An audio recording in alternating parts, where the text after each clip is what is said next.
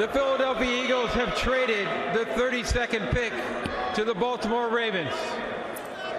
With the 32nd pick in the 2018 NFL Draft, the Baltimore Ravens select Lamar Jackson. There it is. Wow. Quarterback, Louisville. Okay. Listen to this place go crazy right now. There he is, the Heisman Trophy winner from a couple years ago.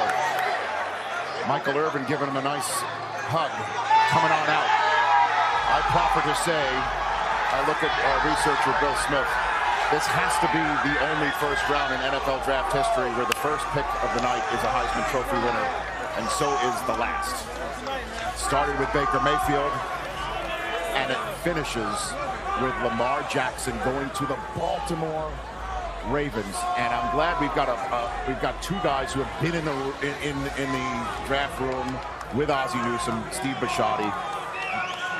What does this signal to you, Daniel Jeremiah? They're going in a whole new direction. And Ozzie Newsome, even though this is his last draft, he's trying to get ahead of the curve, something he's done throughout his career as general manager of the Ravens. Be ahead of trends, Mike, and I think you're going to see this because it's a risk, it's a gamble, no question. I want my quarterbacks to be quarterbacky. And to me, Lamar Jackson's just a great athlete. Jackson's a project. He's not Sam Darnold. He's not Josh Rosen. You watched them last night. He's not even close. He's not even close. For 3 years, he's kicked to the curb. He's a wide receiver. He's a bust. He can't play quarterback. I'm absolutely shocked. I mean, I had two main concerns. One was the passing. I was not impressed with the way he passed the ball last year, especially in that playoff game. Running that football, you ain't a running back. You are electrifying. You might win games and all that stuff. But when we talk about a quarterback, in terms of you being the best quarterback in football, that answer is hell no, he is not. I think they finished last in this division because of the fact that Todd Monken, although he's had success in recent past with Georgia, offensive player, two-time national champion, I look at his past and it's kind of up and down.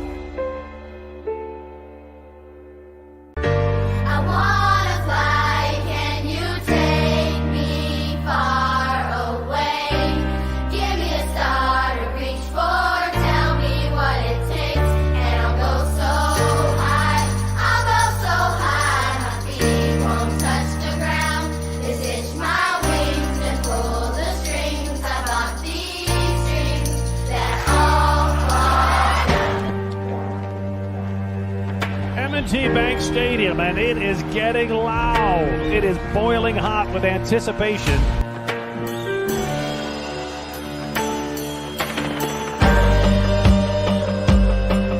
Jackson 5 yards deep in the backfield. Gus Edwards behind him. Give it to Edwards straight ahead. The bus rolls in. Touchdown Ravens. Marvel starts to drive with a shotgun. With time, coming deep, looking for Flowers. He's got him open at the Miami 30. Makes the catch, he's to the 20. Cuts back to the 15. Slips out of a tackle. Zay Flowers, touchdown Ravens! That was too fast. Gus Edwards in the backfield. Lamar to throw. Fires down the middle. It's deflected and caught. On the deflection, Nelson Aguilar. 20, 15, 10, 5. He flipped it for 6.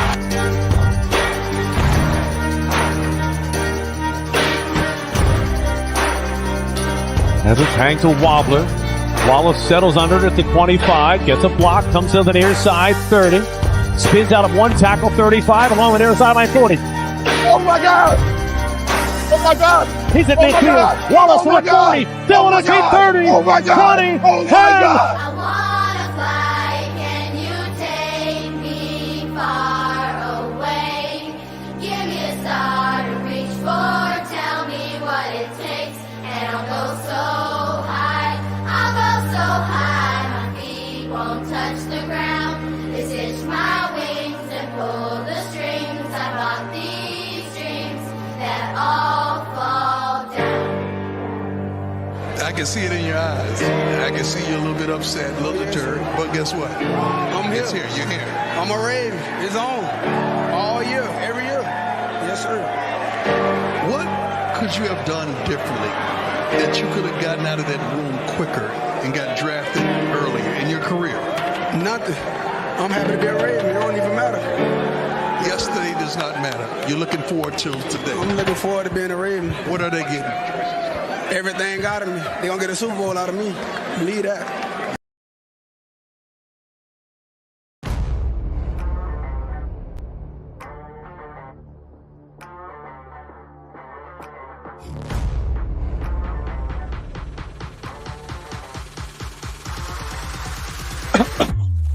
Woo! I got hyped up just listening to that. What's up, everybody? It's draft day. We are here. Finally. Ravens haven't done anything exciting since losing to the Chiefs. Since losing to the Chiefs in the AFC Championship game, a game in which I predicted the Ravens would win handily. Since then, of course, the Chiefs went on to win the Super Bowl. And ever since then, we've been wondering what's next. A lot of things have happened since then. Ravens went into free agency knowing they were going to lose some guys. And boy, did they. But now's the time to right the ship, get these young guys in here, and make another shot at it. I mean, you still got Lamar Jackson, number 8. That's a big deal. You've seen it so far in this draft. The top 10 teams have brought in quarterbacks, young guys, some guys who need to prove it, some guys who've done it in the biggest of stages in college football, but this is the National Football League. And if you've seen with other quarterbacks in the past, just because you have success in college doesn't mean it's going to translate into the National Football League. But we're going to talk all about the draft. There's already been a selection made since the opening of this show. But before I go any further, I want to bring in a guest. I'm not going to be talking about myself today.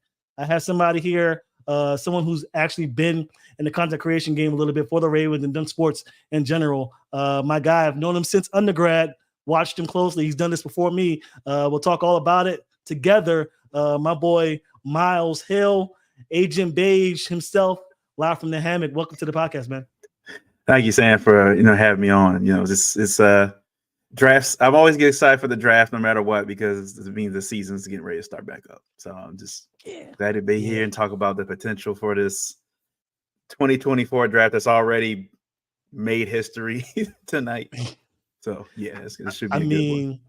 I'm not surprised by the quarterback trend. I thought that the offensive tackles and wide receivers would go around the middle of the round. I think we're starting to see that a little bit, but these teams are hungry for quarterbacks. The Falcons made the craziest of decisions after bringing in Cousins to get in Penix to come in, a guy who I like, but you bring in a guy like Cousins to come in and start for you as the Falcons organization. And you say, okay, well, he's 35 years old. You bring in Penix. So I get it, but, that's going to drop defenders. And as of now, and I'm just looking because we can't really show it on the television screen that you're looking at, but there's some players. I think the first edge rusher just went off the board. The Colts picked up Latu, edge rusher from UCLA.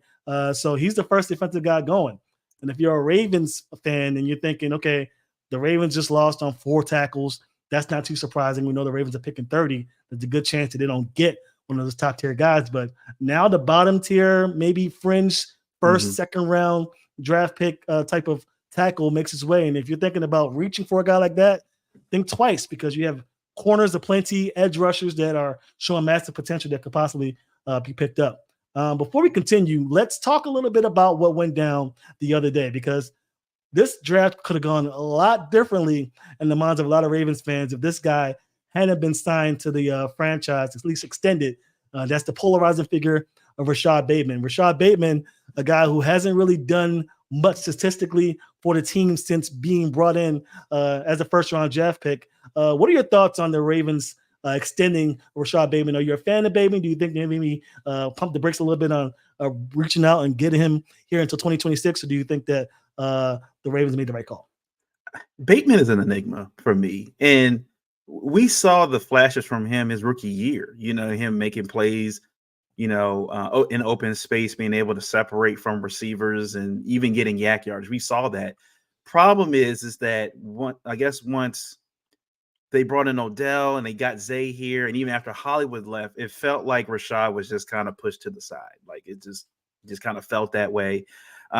Even towards the end of the season last year, I don't know how many videos we watched about when he would either go to Zay or go to Mark or go to Likely, and Rashad Bateman would be wide open. So it didn't make sense to me about when they signed him to the extension. I think it shocked everybody. So they have him until through 2026. I think they showed the stat. He only has 4 touchdowns in 4 years, 3-4 years he's been here. So it was like they don't use him. But you lose Duvernay. You got Tylan Wallace back there, but they really utilize him that much. And for an organization that doesn't, this, I think they said Rashad Bateman is the first Ravens receiver to ever get a contract extension. It was the first one. First round. Mm-hmm. The very first. I thought about Torrey, but I think Torrey was a second round pick, if I'm not mistaken. Yeah, Torrey was a second round pick. So giving him the extension, while it didn't make sense, gave me a little bit of hope that maybe Monken and them are like, you know what, we watched the film, because I'm pretty sure after the season was over, they went back, did their moratorium on the season and what went wrong, what went right, during the year, especially installing this new offense for the first time, and probably looked at, we really didn't utilize Bateman the way we should have. I felt like a lot of the balls that Beckham got that Bateman probably should have gotten. And even in the Chiefs game, they showed signs in the game where Bateman had separation. In the Texas game, had separation, but Lamar didn't look his way. Was wide open. So I think for a lot of us, we thought, Bateman is just not good. He's not getting open. But when we watched the all 22s, it was like he's actually getting open. It's just that Lamar is not looking his way. And look, in the NFL, quarterbacks have their guys. I don't know what it is about Lamar and Rashad. Like, it's clear him and Zay have a connection. Him and Mark. He developed one with Likely. Once Mark went down, he developed one with Likely. Even Nelson Aguilar developed a rapport with Lamar. I think Nelson was probably shocked at how many touchdown catches he got last year with the Ravens. So while it was surprising that it happened, I would hope that going forward, Lamar and Monken and then T. Williams and all of them kind of get together and, all right, we got to spread this ball around a little bit more and stop focusing on, if we're keying on 89 and keying on Likely and Zay, we got to be able to spread this ball around, like you see what Pat Mahomes does in Kansas City, and what Aaron has done in Green Bay over the past few years, and Dak did in Dallas. And you get in the NFL today, and I even know with Derrick Henry there in the running game that they're gonna have, they got to be able to have that option there. And then with Duvernay gone and Odell potentially not coming back, weird things have happened. He's gonna be the third guy, if not second guy, in the receiving room right now. So while I'm shocked that it happened, I'll say at least gives me some hope going into this season. And I was in the camp that they were going to extend him with the 5th-year option. The numbers haven't come out yet. I'm still looking to get those figures, but from what I heard from my source, it's a team-friendly deal, which leads me to believe that this is likely just a 5th-year extension, 5th-year option, extended over to 2026, just to make it team friendly and to give Bateman a chance to step away from the team if he doesn't have the figures he wants, and the Ravens a chance to do the same thing without much cap hit. Now, that's what I'm thinking about. I haven't got the numbers yet. Of course, we have Brian McFarland, the Ravens salary cap guy, over when we get those numbers to you. But I agree. I think Rashad Bateman, I'm an all 22 guy. And before I continue, I just want to know if you guys are watching on Instagram Live for whatever reason, I'm unable to see your comments. So if you want to comment and have your comments on the show, head over to YouTube. I think Twitter might be doing it as well. But I know for a fact if you're on Instagram Live, unfortunately, I won't be able to see your comments. But I'll be looking in and out if you want to stay on Instagram just to get your feedback and comments. But if you want your comments on the show and to respond to it, you have to head over to YouTube at Ravens Talk Podcast for your comments to be shown on the air tonight. But yeah, back to Rashad Bateman. I think Rashad Bateman, 100% to what you said, was a catalyst. I won't say catalyst. He was the odd man out. You pay Odell Beckham all that money.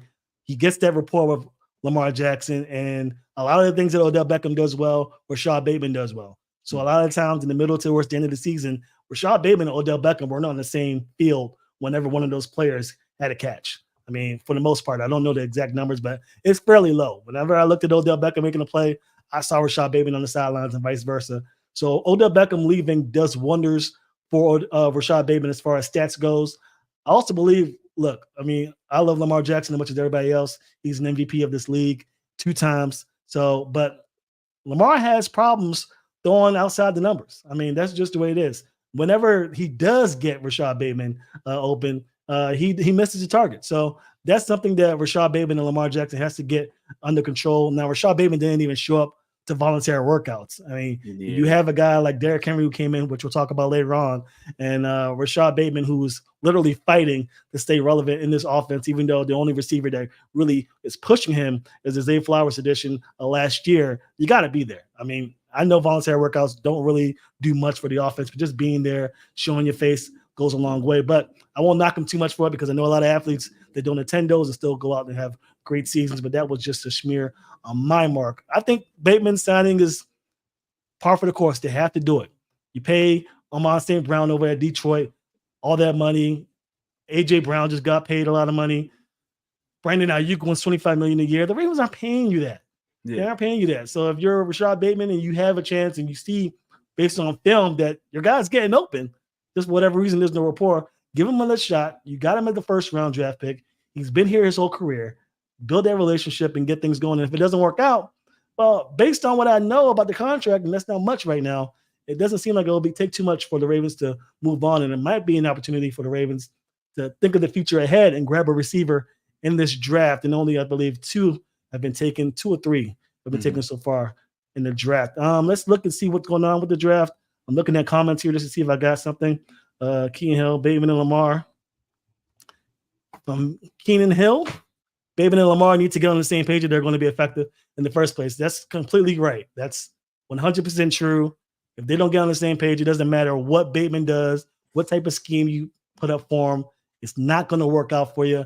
They got to get on the same page. And they've been together the longest of any receiver quarterback combo in the locker room. Zay Flowers has only been here a year. Same with Nelson Aguilar. You got Tylan Wallace and you brought in Deontay Hardy to be a return specialist, but not really receiver. So if not now, don't win, man. I mean, I'm trying my best to be the guy to fight and advocate for Bateman, but it's really hard to do so with those numbers you mentioned. He's been injured a lot. Yeah. The foot has got that foot. He came in with that foot problem and was, which is sad because I remember watching him. I'm a Penn State fan, so I watched him a lot when in college when he played at Minnesota, and he would like in college, like Bateman was a dog. Like he was tearing up secondaries, and then but he had that foot issue, I think, his junior year, and then it's something about receivers and bad feet. Like it's. And the Ravens had the same issue with Hollywood Brown. He came with a foot issue. And it was the Ravens got to do a better job of screening these guys with foot issues. I don't know what it is about the Ravens drafting these wide receivers with bad feet, but they got to figure that part out. They got to figure that part out. Yeah, I think he'll be. I think he's fully recovered from the foot injury as far as I know. But yeah, being behind like that in the game of learning the offense and not being able to build that rapport with your star QB is going to be tough to overcome, and it's been that way for him so far. So far in the draft, by the way, you guys are keeping score. The Colts picked up Latu, the edge rusher off the UCLA. The Seahawks went ahead and grabbed Murphy, the defensive tackle from Texas, and the edge rusher from Alabama going to the Vikings at number 17. Traded back up again. This is the second time in the first. Exactly. They're not playing around. They're trying you think I think they only gave up for JJ was a fourth. It was technically a fourth and a fifth rounder. They traded spots with the Jets. Yeah. So they only gave a fourth and fifth rounder for that pick. So I'm not sure what they gave up to get to 17. But I mean, they added JJ and they got Dallas now. Well, I'm assuming the edge rusher there, who's probably who the Ravens have liked for a little while. Yeah. There's obviously that's the replacement for him. Dallas Turner, I think, outside of Jared Verse, was probably the best bet at edge rusher in this draft. From what I've been hearing, a lot of outside of ESPN and FS1, they gotta pump up the draft because you gotta sell it it's a 3-hour show today and tomorrow, so they gotta sell it and everything else. But they've been saying like this draft isn't really that deep. Like they were like honestly outside of the first round, there's gonna be a lot of projects in this draft, which brings me the Bengals are up next pick wise. So the Bengals, I want to talk about them real quick with the stuff that just happened. Was it this morning? I think it was this morning, or Trey Hendrickson and both Nancy Higgins said, "We want out. We want trades. We don't want to be here anymore." they came out and said that they want to sign Trey. We are no way going to trade Trey Henderson. They didn't say anything about T. Higgins, but we knew that was coming because Jamar Chase is the guy. Exactly. They're And not the and gonna the, pay and T. Higgins. the Bengals aren't. They're off front office. Their owner. They don't spend money. They don't want to spend it. And T. Higgins is a WR1 paired with Jamar Chase, and he wants his money. They're trying their best to keep both of them, but you got Hendrickson as well. You can't pay them all. Yeah, the bad part about for Higgins though is he's under the tag. It's like they don't. The Bengals have to do anything. Like they could wait till I think the draft. I think the trade date now got moved up. Now it's not like week 8 anymore. It's like week 9, week 10, or something like that. So they could potentially, like, if something happens to Joe Burrow or whatever, they're like, we'll trade him. We'll trade him during like week 9, week 10. Get rid of him. So what do you think the Bengals pick is going to be here? You think they're going to go receiver? If T. Higgins wants out, I would have to assume it's wide receiver. I would have to assume it's either going to be like Xavier. Leggett is going to be there. I think Worthy is still out there as well. They also do need help in the secondary. I could see Cooper DeJean possibly going there. I like him for the Ravens. Just because of his skill set. Like, his skill set is ridiculous, and especially at Iowa. I mean, and he was the returner of the year, in Iowa. So it was Cooper DeJean. I felt like, can you imagine what Cooper DeJean would do with like him and Kyle Hamilton in that secondary? Man. Like the chess pieces you could do with those two, like it'd be insane. But it looks like they're going Mims. The Bengals have taken Amarius Mims, a guy who I was high on. I thought if he went to 2021, the Ravens would start thinking about maybe trading up to grab him. But the Bengals beat the Ravens to the punch and pick him up at 18. We have a question here, or a statement really, from Rory Sports Podcast. Why do Ravens fans think you can't pay a good receiver? I don't get it. What is wrong with Ayuk or Sutton, at least considered?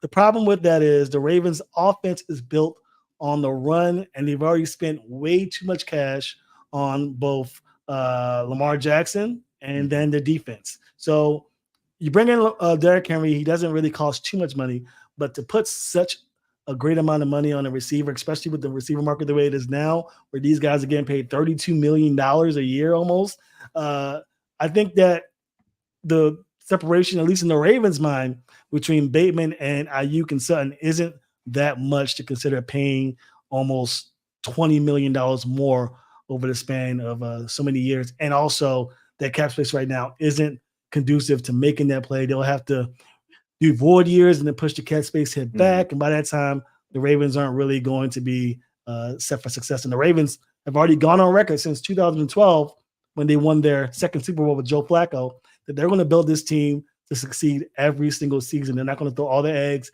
into one year and really hurt themselves moving forward. That's why you see the Ravens, for the most part, always in the thick of things come playoff time. So that's my opinion on that. My man Lorenzo, what's up, homie? Yes, sir. How you doing, man? You got thoughts, Miles? Oh, and I was just gonna say, and this is what happens when you start paying your quarterback. Like, this is what happens. Brock Purdy for the 49ers is going to come up at some point. The 49ers know that. They're like, well, we're going to pay him at some point. So we're going to pony up money for that. And, look, I've been saying this on my show for a little while, that I feel like the Ravens squandered the first few years of Lamar Jackson. You have him on a rookie deal, and you have an opportunity to go put some pieces around him, and you kind of wait too late. And I didn't like the fact that they made him wait to get paid. They knew they wanted him there. And I think that, that extra year that, where Marv was kind of, even during the season, felt like they were playing chess games with each other. What could have been, there's one of those, that business gets in the way of, success, and when it comes to, especially the NFL, a lot of these teams are so worried about their bottom line that they kind of, lose sight of what they're actually going after. And when you have all these analysts say the same thing. When you have a good rookie quarterback on a rookie deal, you have to take advantage of it while you can. Not everybody can be Pat Mahomes. Not everybody can be Pat Mahomes. And I've been saying this forever. If you guys are watching me on Twitter or X, then you guys have known me for a little bit, and that I was such a strong advocate for the Ravens bringing in a receiver early in his career. After you saw him hit lightning in the bottle in 2018, 2019, you should have already had these receivers in there, so that when he is comfortable in the pocket, comfortable throwing the football with these dynamic receivers, then you could take away the talent, a la what the Bills have tried to do with removing Stephon Diggs, and still have a quarterback who's comfortable enough to make those throws. Now you're in a situation where you didn't start doing that until last year with Odell Beckham, an aging wide receiver, a guy I like, but he's no Jamar Chase. He's no Stephon Diggs, a guy who I thought the Ravens had a good chance to get, but didn't. So that's on them. But now they're working with what they got. I mean, this is going to cause them to really look into the draft. That's why some Ravens fans think the Ravens are going to go wide receiver in round 1. We'll see about that. That's why they got Zay Flowers, and who I think is a great receiver. I think he's wide receiver 1 in my opinion. I know a lot of people think because he's too short, he can't be a dynamic 1, but I think he is. And you got Rashard Bateman, and that's pretty much it other than Nelson Aguilar. So maybe the Ravens have to get a receiver this draft, but if not this draft, then definitely in free agency. I know for a fact Eric DeCosta will get somebody in. Yeah, I think I don't think they draft a wide receiver first round though, just because of the money implications that would come from that, knowing like Zay there will be a year behind Zay. And it's just like, yeah, we're not going to pay both of y'all. So I think they'll definitely wait to the second round. Now, I'm not sure that they draft a tackle, especially considering a lot of the top guys have gone. And the guy that's been, attached to the Ravens for the last few weeks has been Guyton. And what I've been, reading about him is I think he played majority of his snaps at right tackle. He's played some at left tackle, but majority has been right tackle. They've said he's a project. He's not ready yet. He's really big, but he doesn't know how to use his size the right way. Like he kind of gets. They said he's not good against the bull rush. And if you're going to play T.J. Watt and Trey Henderson with the Bengals and like that, and Myles Garrett, like that's all they're going to do is bull rush you. Like they're going to knock you on your butt and they're going to get right to the quarterback. And I'm like, I don't know if that's a good replacement for Ronnie Stanley. So while I think he would be a solid right tackle, I'm not wasting a first rounder on a right tackle. Exactly. And I think for them, this is we've been Ravens fans for a while. We've seen the Ravens, especially under Ozzie Newsome, trade back into the second round. If the guy the guy that they want isn't there anymore, and we'll give some more picks later. And I think if either the defensive player is not there that they want, or a guard or maybe another tackle that's there that they want, I would not be surprised if the Ravens just don't draft anybody tonight. I'd be so mad. Miles, don't say that, man. I wouldn't listen to this. It hasn't happened in a while. Like I remember there was a few years during those Bowler and early Flacco years. It felt like every year the Ravens were trading out of the first round and just stacking draft picks in the second and in the third. I think if Cooper's there, Cooper DeJean, I think if he's there, because of his skill set, and with the Ravens, with how you saw how they do it, then you saw what Kyle Hamilton was able to do, and I think it's another like a Brandon Stevens type. Brandon Stevens came in as a cornerback / safety. They didn't really know what to do with him, and look what happened to him last year. He just evolved into probably the best cover corner the Ravens had last season. Yeah, and I think with needing a returner, Cooper DeJean has that skill set too. And the Ravens, look, I've been saying this for a little while too, that it's having that returner for the Ravens, I think, is that X factor, being able to shorten the field, being able to score 6. When we had Jacoby Jones, when we won the Super Bowl, we had Jermaine Lewis, won the Super Bowl. So I'm like, having that X factor, while, I think they don't make a big deal out of it anymore in the NFL today. I think that's with the kickoff rules now, with the team that they can line up like right next to the receiving team. It's one of those situations where if you got the right guy that's shifty, he breaks past that line, he's gone. There's nobody else there except the kicker. So,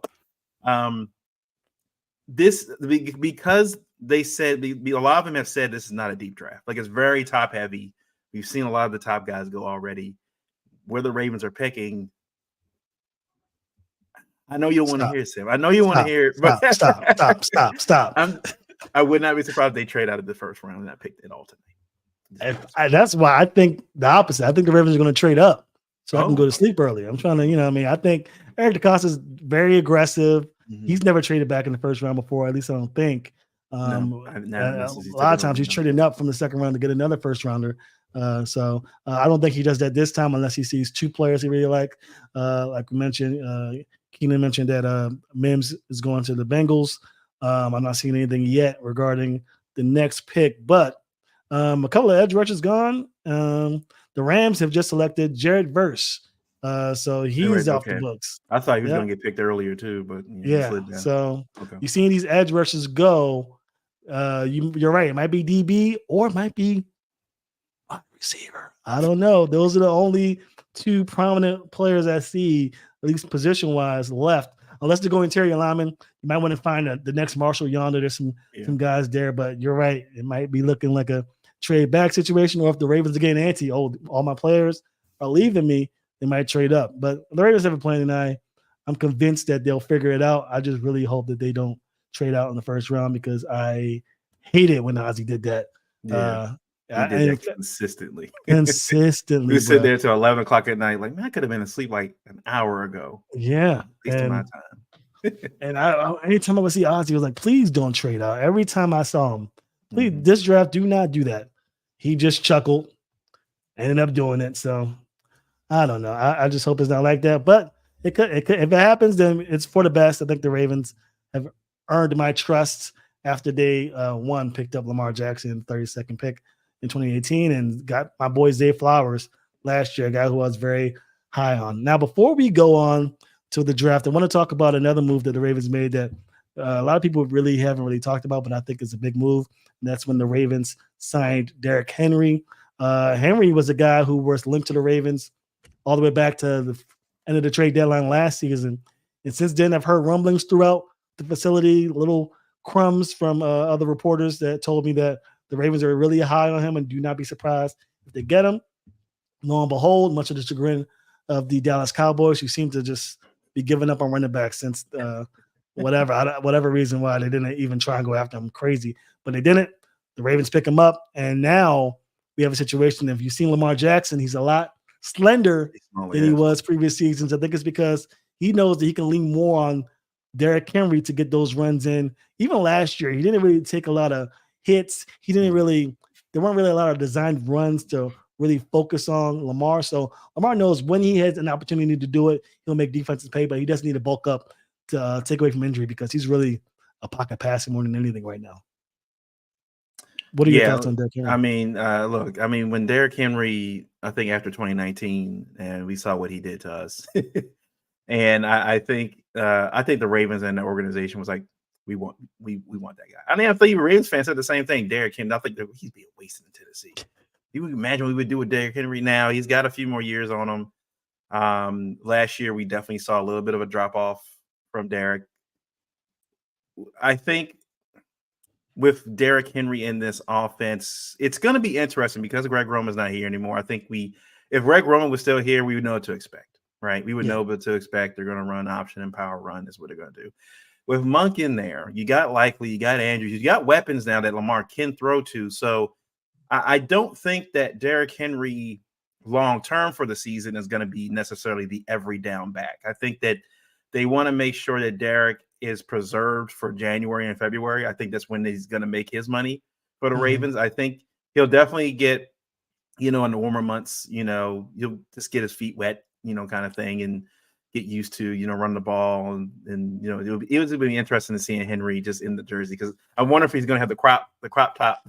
Oh, he got it. Ravens jersey and stuff. It's just going to be weird, like watching him come out of the tunnel as King Henry coming out. Like, we've been talking about this for a couple of years, and it's like he's actually in Baltimore. But it's good. It's when he like I said, with Roman, you knew what to expect. With Monk in here, I don't know how they're really going to utilize him that much. They can't. It's not going to be so. He's not an outside runner. He's more up the middle. Gus Edwards type. If Keith Mitchell still hurt, you still kind of need that outside runner. So I still would expect the Ravens, and Keaton is going to be out for, I don't think he's going to start the season healthy. No. So he's going to be out for a little while. So I would assume the Ravens, I don't know if it's going to happen in the draft or if it's going to happen in, the undrafted free agents, whatever. And they sign somebody that's a little more of an outside or receiving back type player to kind of complement Henry there. It will be interesting to see how they utilize, I think he's definitely goal line. I mean, 5 yards and in, Give it to Henry. There's no question. Just give it to King Henry. 5 yards and then give it to him. Yeah. Again, when we signed him, I was excited, but at the same time, I don't know. Yeah, I don't know because I did see the drop off a little bit last year. But again, I think it's because the Titans they ran him too much too. On top of that, and their O-line stinks. Yeah, and the O-line was bad. I think that knowing that Henry is here, I wouldn't be surprised if there's, I think they said Barton is available from Duke, who's I think one of the top centers in the draft. They could utilize him at guard if they want to, if they need to. I think it's a lot easier for those interior linemen to switch spots. Like they can be guard, they can be center, they can be left guard, whatever. It's harder for tackles to switch, like left tackle and right tackle. Like Ronnie Stanley said when he was like, it's like learning how to write with a different hand. Exactly. When you've been writing with this hand your whole life. So I think it's a lot easier for interior linemen to kind of switch spots. So if they were to draft, if he were to fall that far, they say we can pick him, he can be the right guard or whatever. I do think they're going to that'll be the most picks they have will be offensive linemen. I think that even with Falele in the room, and you still got Makari and you still got Ben Cleveland, they're still trying to find guys to replace. They did lose 3 guys, so they got some holes to fill there. Henry does, I think, help give Lamar a little bit of help in the run game, not taking so much punishment there. However, I think that what I don't understand what the Ravens don't utilize more is play action. Oh, yeah. If for some odd reason they do it from time to time in games, even it looks great, and then they don't go back to it. It was missing for several games. Like, why are we not play action anymore? When Flacco, those were Flacco's best plays. When they ran play action, Flacco was the PA master. Man, play action. But for some odd reason, even when Flacco was here, they would do the same. Like, why are we not doing play action more? I don't understand it. With the run game the Ravens have, play action should be like one run 60% of the time for the Ravens. Maybe they're nervous about the offensive line being able to hold them long enough for them to make that decision. I think that could be it. I think they did it a lot with Marquise Brown when he was here, but when they left, it kind of stopped. We saw what happened the last couple of years. The offensive line for the Ravens has not been good against the blitz. Yeah, exactly. And we saw last year, every team that came up against us, didn't matter their blitz rate ratio. Whenever they played the Ravens, that was the highest blitz rate ratio they had an entire season. If they came into the game and had like a 30% blitz ratio, it was 70% against the Ravens because they knew. I think it's the Ravens realize, we would have big bodies in there, but we need guys that can move around. We need guys that get to the second level. We got to have that offensive line we had in 2012 offensive line that we had with the Super Bowl. They got to be able to be big, but at the same time be able to move at the same. Like they got to do both. So I don't know if they fix that in this draft necessarily, but I think they find a couple pieces to rotate here and out, kind of like they did during last season towards the end, before in the playoff games and at the end of the year where they rotated Stanley in and out, which was weird. It worked until they didn't use it in the Chiefs game. They worked. Let's not talk about that right now. I didn't understand that part. I was like, it worked. It worked in the Texans game. It worked in the game. Oh, I was like, okay, they don't want to use it in the Chiefs game, but whatever. Looks like the Steelers just picked up Troy Fatanu. Okay. Oh boy. Yeah. That's two. That's 2 offensive linemen who I thought could possibly go to the Ravens that just got snatched up by the competition.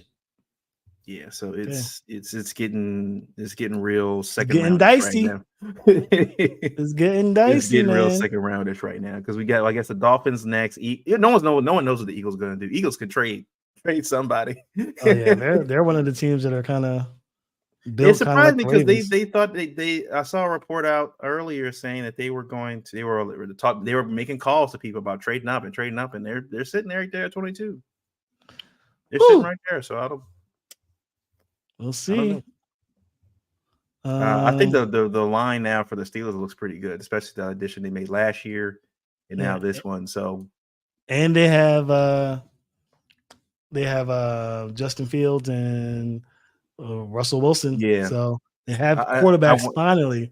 I wonder how that's going to turn out. I think one of them's going to. I don't know. I don't know if it was a premonition or somebody messaged me. I get so many messages from different ball clubs. I mean, different football teams, beat writers who give me little bits of information. I just thought I heard something about Russell Wilson and the Steelers not, meshing well, but I haven't heard anything since then. So I think that's just my imagination or something I had to look into. But Steelers do get Patanu.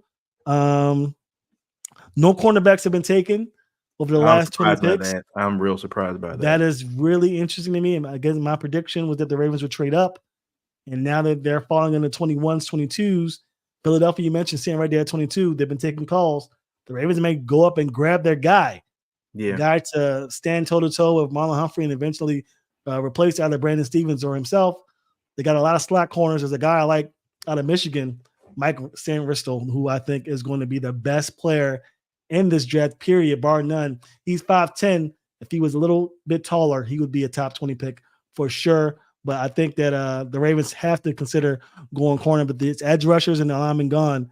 It's just, for me, it's just cornerback and receiver. And I think they're going to go receiver, like you said. I see my friend Lorenzo said Henry being tackled before he could get going because the Titans line was bad. And I agree with you completely, Lorenzo, on that. I think the lines are bad. Julian Payton said, y'all just need to run it up the offense. Can't afford to have games where they're struggling anymore. I think you're right. I think they're going to really go back to running it up the gut and setting Lamar Jackson up to do what he does best, which is either make a defender miss in open space or throw it to his tight ends and receivers, plural, maybe not just Blake Flowers, but also Rashad Bateman and maybe a receiver coming up in the draft if they feel so inclined.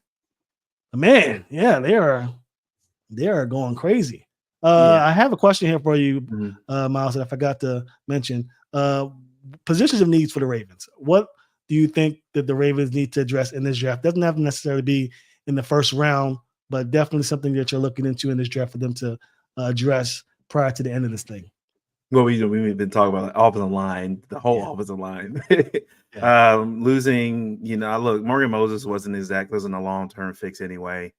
Zeitler, while he's a veteran, these are, I think, moves that they made for a team that was supposed to win like 2 years ago. Yeah. Like it wasn't like, I think they have to have the mindset, okay, we got our quarterback locked up long-term now. It's okay if we draft young, get some younger guys in here and develop them. It didn't work out. It looks like it hasn't worked out with Cleveland. Makari's a good swing player for them. But I think offensive line, you got your quarterback locked up. You got to protect him. You saw the blitz issue last year. It became a big problem, especially towards the end of the season. And you got to get, again, I don't know if there are enough players in this draft, especially like we said, being very top heavy, that they're going to find day one starters right away. I think they're going to be guys that will compete in training camp, but it doesn't necessarily mean that they'll beat out Ben Cleveland, Exactly. So, I mean, it doesn't, but this, we like I said, they've tried to hit like on these guys before. And, Marshall Yanda, I think, was the last really good guard that they drafted. It's been a while. And they usually draft pretty well. I was a line for years. Jonathan Ogden, we've had pretty good players here. Osemele, before he left, we had some good players here. But it hasn't looked good the last few years. Like they've had a lot of, bodies, but it doesn't necessarily guys that can start right away, which is why they had to go out and get a John Simpson and a Zeitler. They didn't trust Cleveland, and then when they were already on the roster, didn't trust them, so they had to go out and sign them. So I think they gotta. I don't know what it is. I think that maybe, like I said, if you're going to run more of this option run, get guys moving around more to kind of get rid of the blitz. Where if they're moving a little bit more and not standing straight up, they have a little bit more leverage to push guys over and get to the second level. So maybe you need more athletic, more agile guys, I think, for the offensive line to move forward. Another position of need, I think, for the Ravens that they have to get sorted out is cornerback. I think you got safety locked up with Marcus Williams and Kyle Hamilton. Kyle's an all-pro in his second year. So, yes, he is. Look, when we drafted Kyle, I thought he was going to be decent. I didn't know he was going to be an all-pro in his second year. I was like, I knew right away, buddy. I was like, I was like, I don't really trust players from Notre Dame. Like usually, I just don't trust players from Notre That's Dame. fair. That's fair. But That's legit he's fair. different. I'll give him credit. But you look at corner like Marlon since what was that 2019, 20 Mm-hmm. I think since he was his all pro season he had. He was but fruit punch when he was causing all those fumbles that year. What happened to that? I don't know. Yeah, I don't know what he stopped doing it. I don't know what happened and just stopped it. I need to text my buddy Jack and tell him to ask him what's going on. I feel like he's become like Jimmy Smith now for the Ravens. Yeah, like Jimmy Smith was really good like the first few years, and then he started getting hurt, and he wasn't playing all year. And now Marlon's entered that realm now where he's not playing the whole season. I hate putting people in that category of they get injured often, especially since this is his first. I don't know about first, but he's had some nagging injuries here and there. But this is his first one that's really hampered his ability to play. I'm going to give him some grace this year, but if he turns up and does some injury nonsense next year, then I'll have to agree with you on that. But before we keep going, I think there's another trade. Not a trade. Looks like the Dolphins and Chop Robinson. Dolphins select Chop Robinson. Good pick. Who I thought the Ravens might have been interested in. He goes at 21. Still no corners taken. And again, if you're watching the Instagram Live, first of all, welcome. Thank you so much. A couple of things. One, Instagram Live is only allowed to go on for an hour. We're at the 47-minute mark here. So after the hour mark, the live will shut down, but we'll still be going on Twitter and YouTube. So follow me on Twitter and YouTube at Ravens Talk Podcast to keep this going. Again, if you're commenting on IG Live, I can't read your comments. I can't put it on the screen to talk about. So if you do want to get your voice heard, head over to YouTube and place your questions there, and I'll make sure we get them answered. Chop Robinson gone. No corners taken. We're at 22. I think that's the Eagles, right? If I'm not mistaken. Yeah. So the Eagles need a cornerback. They might take one. They might take one. So this might be the situation where the Ravens say, okay, we want the best corner in the league. Let's go ahead and trade up and grab him. We'll see what happens. The Ravens, of course, this is around the run where they can start flirting. I think you're talking top 10, top 15. The Ravens don't really have the draft capital to make it happen. But right now, with Miami going with Chop Robinson, the Eagles up next, you might be able, you're only 8 spots down. You got 9 draft picks. So this might be the time to make something happen. We'll see. We're hitting, what time is it over there? We're at 10:37. The Ravens are scheduled to pick around 11:30. So we'll see. I'm very excited to see what the Ravens do. If they trade back, I'm going to blame you, Miles, because you mentioned it. And I cannot stand trading back in the draft. You want somebody, you go up and you get them. So I'm hoping Eric DeCosta. I will say, like you said, Eric DeCosta has definitely been different in that aspect of Ozzie. Ozzie liked to stockpile his picks. It feels like, I mean, look, I think DeCosta going out when he went out and got Roquan Smith from the Bears, it was like, okay. I like it. Like when he went and got Roquan in the middle of the season, it was like it made an immediate impact on that defense. It was like, okay, this is not something we usually see from Ozzie. This is not Ozzie wouldn't really do this. Right. So it's been. I think it's in the NFL now. It's you like you said, you can't. You got to go get your guy if he's there available. You got to get him. Especially because the Ravens are loaded right now. I mean, I know there's some holes, magnificent holes with the offensive line, but for the most part, their team is set to win. Get a guy who you know is going to make a difference, who can maybe replace an aging corner or an aging left tackle or what have you, and just go about it. Just go about your business. The Ravens hadn't had much success in the second round now. Yeah. So I know trading a second round pick sounds laborious, especially at this stage in the game. I don't think a second round trade to move up 8 spots really makes a difference in the grand scheme of things. I think the Ravens aren't going to do that, but the Ravens have a chance to make some moves. So we'll see. Maybe they stand pat, but there's not a lot of. It could be a situation. It could be a situation where the Ravens trade down a couple spots. They'll get down to like 32, where the Chiefs are, and then like they trade back. They get down to like 31. They trade down to 31, get like an extra pick, use that pick, and then trade back in and get like 31 and 32. They've done get that 31 and 32. Like do something like that. Like it's. If they think their guy is there and they're like, yeah, he ain't going to be here day 2. He's not going to be here tomorrow. So yeah, I can see the Ravens doing that, trading up over the 49ers at 31 to get a receiver from that the Chiefs might be looking at and saying, okay, we want that guy. A lot of good receivers still left. I think Brian Thomas is still left. A.D. Mitchell still left. Xavier Worthy, who I'm not a fan of because the Ravens have very short receivers already. Yeah, a couple of my guys, I think Engraven Vids, one of my buddies loves Worthy. So I mean, he can't catch, but he's definitely dynamic, and catching can be taught. Patrick Johnson all over again. We don't exactly. See, I don't know if I want that. So, but the Ravens may see something I don't and decide to do that. So the Ravens have a lot of options. One of the perks of being in this 30 spot, they can move up, move down, or stay pat and move up to 31. So we'll see. And I think is when we look at the draft, like even when we look back years from now, like they do like a 5-year. Let's look at the draft and see how it actually panned out. Yeah, we get so I think as fans sometimes we get so hyped up about first round picks and we don't look at the totality of the actual draft when there are guys that were drafted in day 3, for third round, fourth round, fifth round, that became more productive than the guys that were drafted in the first and second round. I think it's the idea is, I mean, you look at what the Ravens did with Odafe Oweh, right? They drafted him. He was a first round draft pick. I would assume he's not getting a 5th-year extension. I would assume there's just no way. I don't know, man. I've heard some things. I won't divulge it, but I'm hearing it's not completely out of the realm of possibility. I'll say this. I think that they last year with Odafe, maybe it started to realize, you know what? I don't think he's an edge rusher. I think they realized like maybe he's more of that Clowney type player. Yeah. Because I remember when Clowney came into the league and he got drafted. Every team he's been on has tried to use him as an edge rusher. He's not an edge rusher.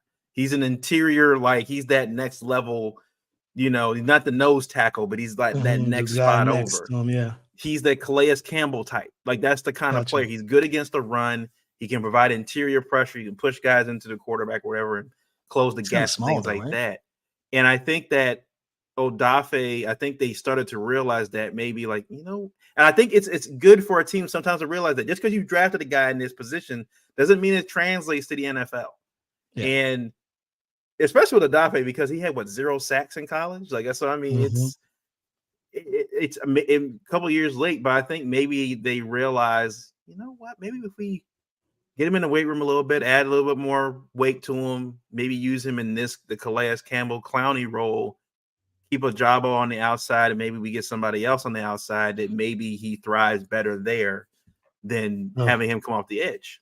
Well, in that case, then they definitely won't give him a 5th-year option. They'll want to see him do it this year. And that's a very good point. I really can't have much to say to detract that. That's an excellent point.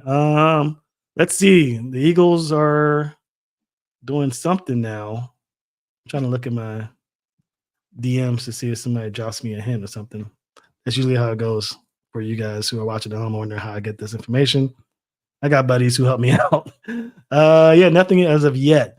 But I think the Eagles are picking. They're not trading out. They're picking. Let's see what they go with. Man, oh man. I hope it's not corner, but it might be corner. The Eagles are drafting a corner. They need a center. They need a center, right? They need a center, but they're 100% going corner. Alvin Bell to make it official.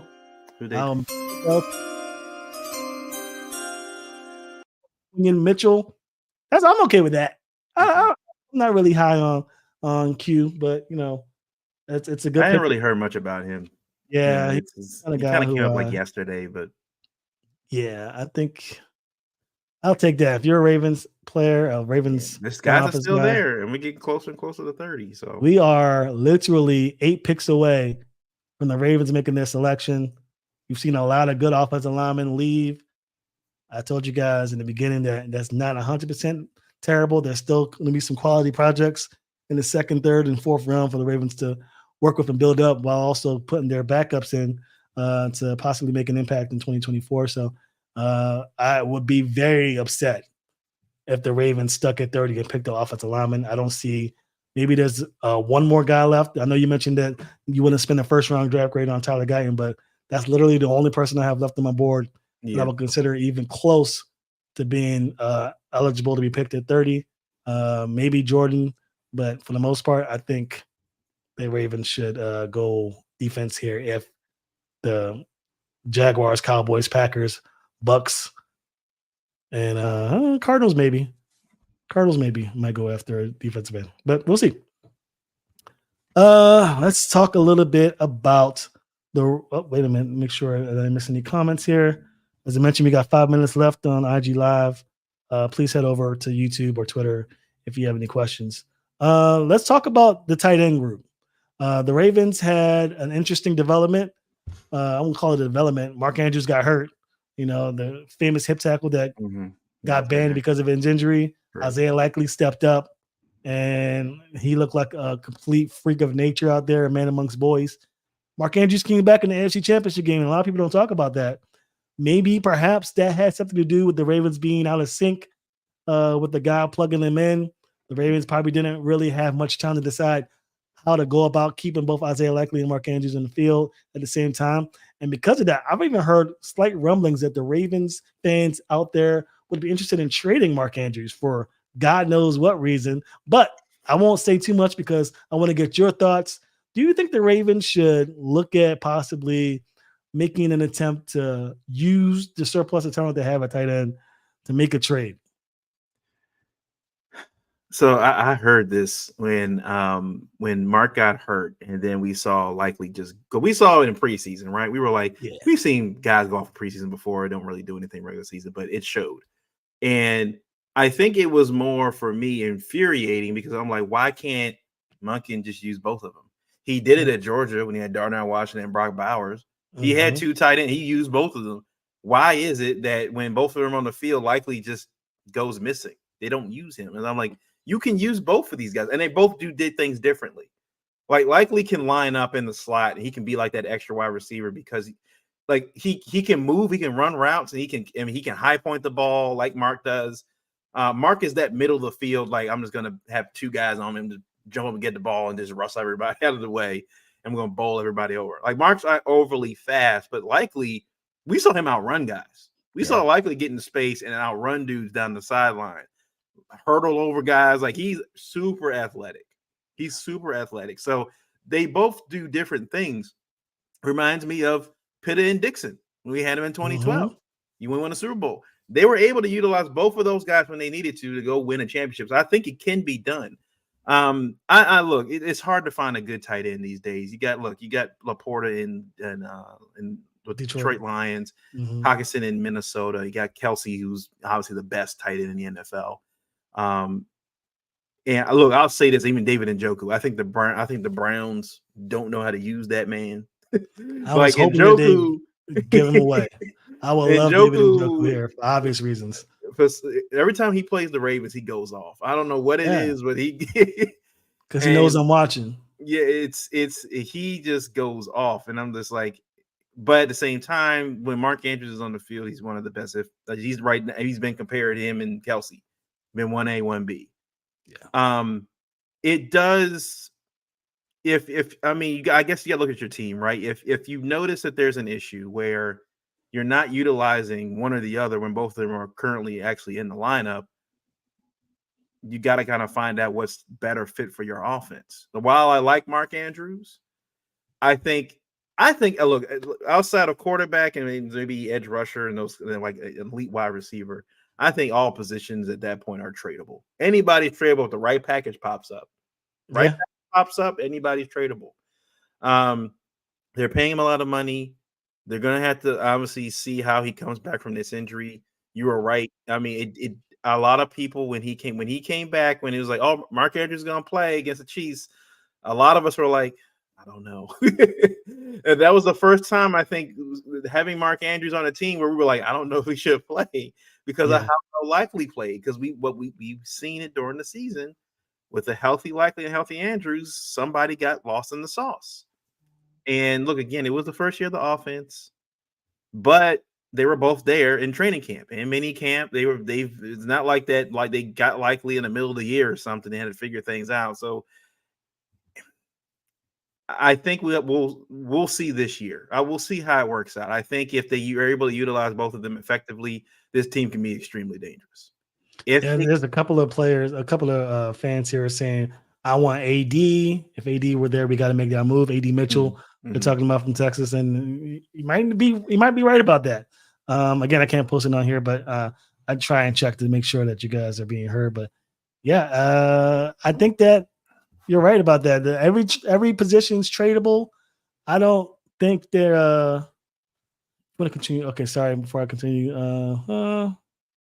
okay, gotcha. I'm gonna be if you're on Instagram, I'm going to remove and re-add this destination to bring it back. Sorry, you guys bear with me. Technical difficulties to get my boys on Instagram, into here so we can talk a little foosball. But yeah, like you mentioned, every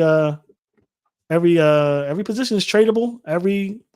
But I love Mark Andrews, and he's really the only certified guy in that roster that Lamar Jackson has complete faith in. And I struggle with the idea of taking that away from him just to build somewhere else. But to your point, if you guys ain't likely, it's a luxury at this point to have both. So I don't know. And I'll put the IG live back up for those who just want to stay there. Again, I can't read your comments, but I will stop mentioning that because it gets old. Yeah. So tight end, I don't think it gets talked about. Up, we have another pick.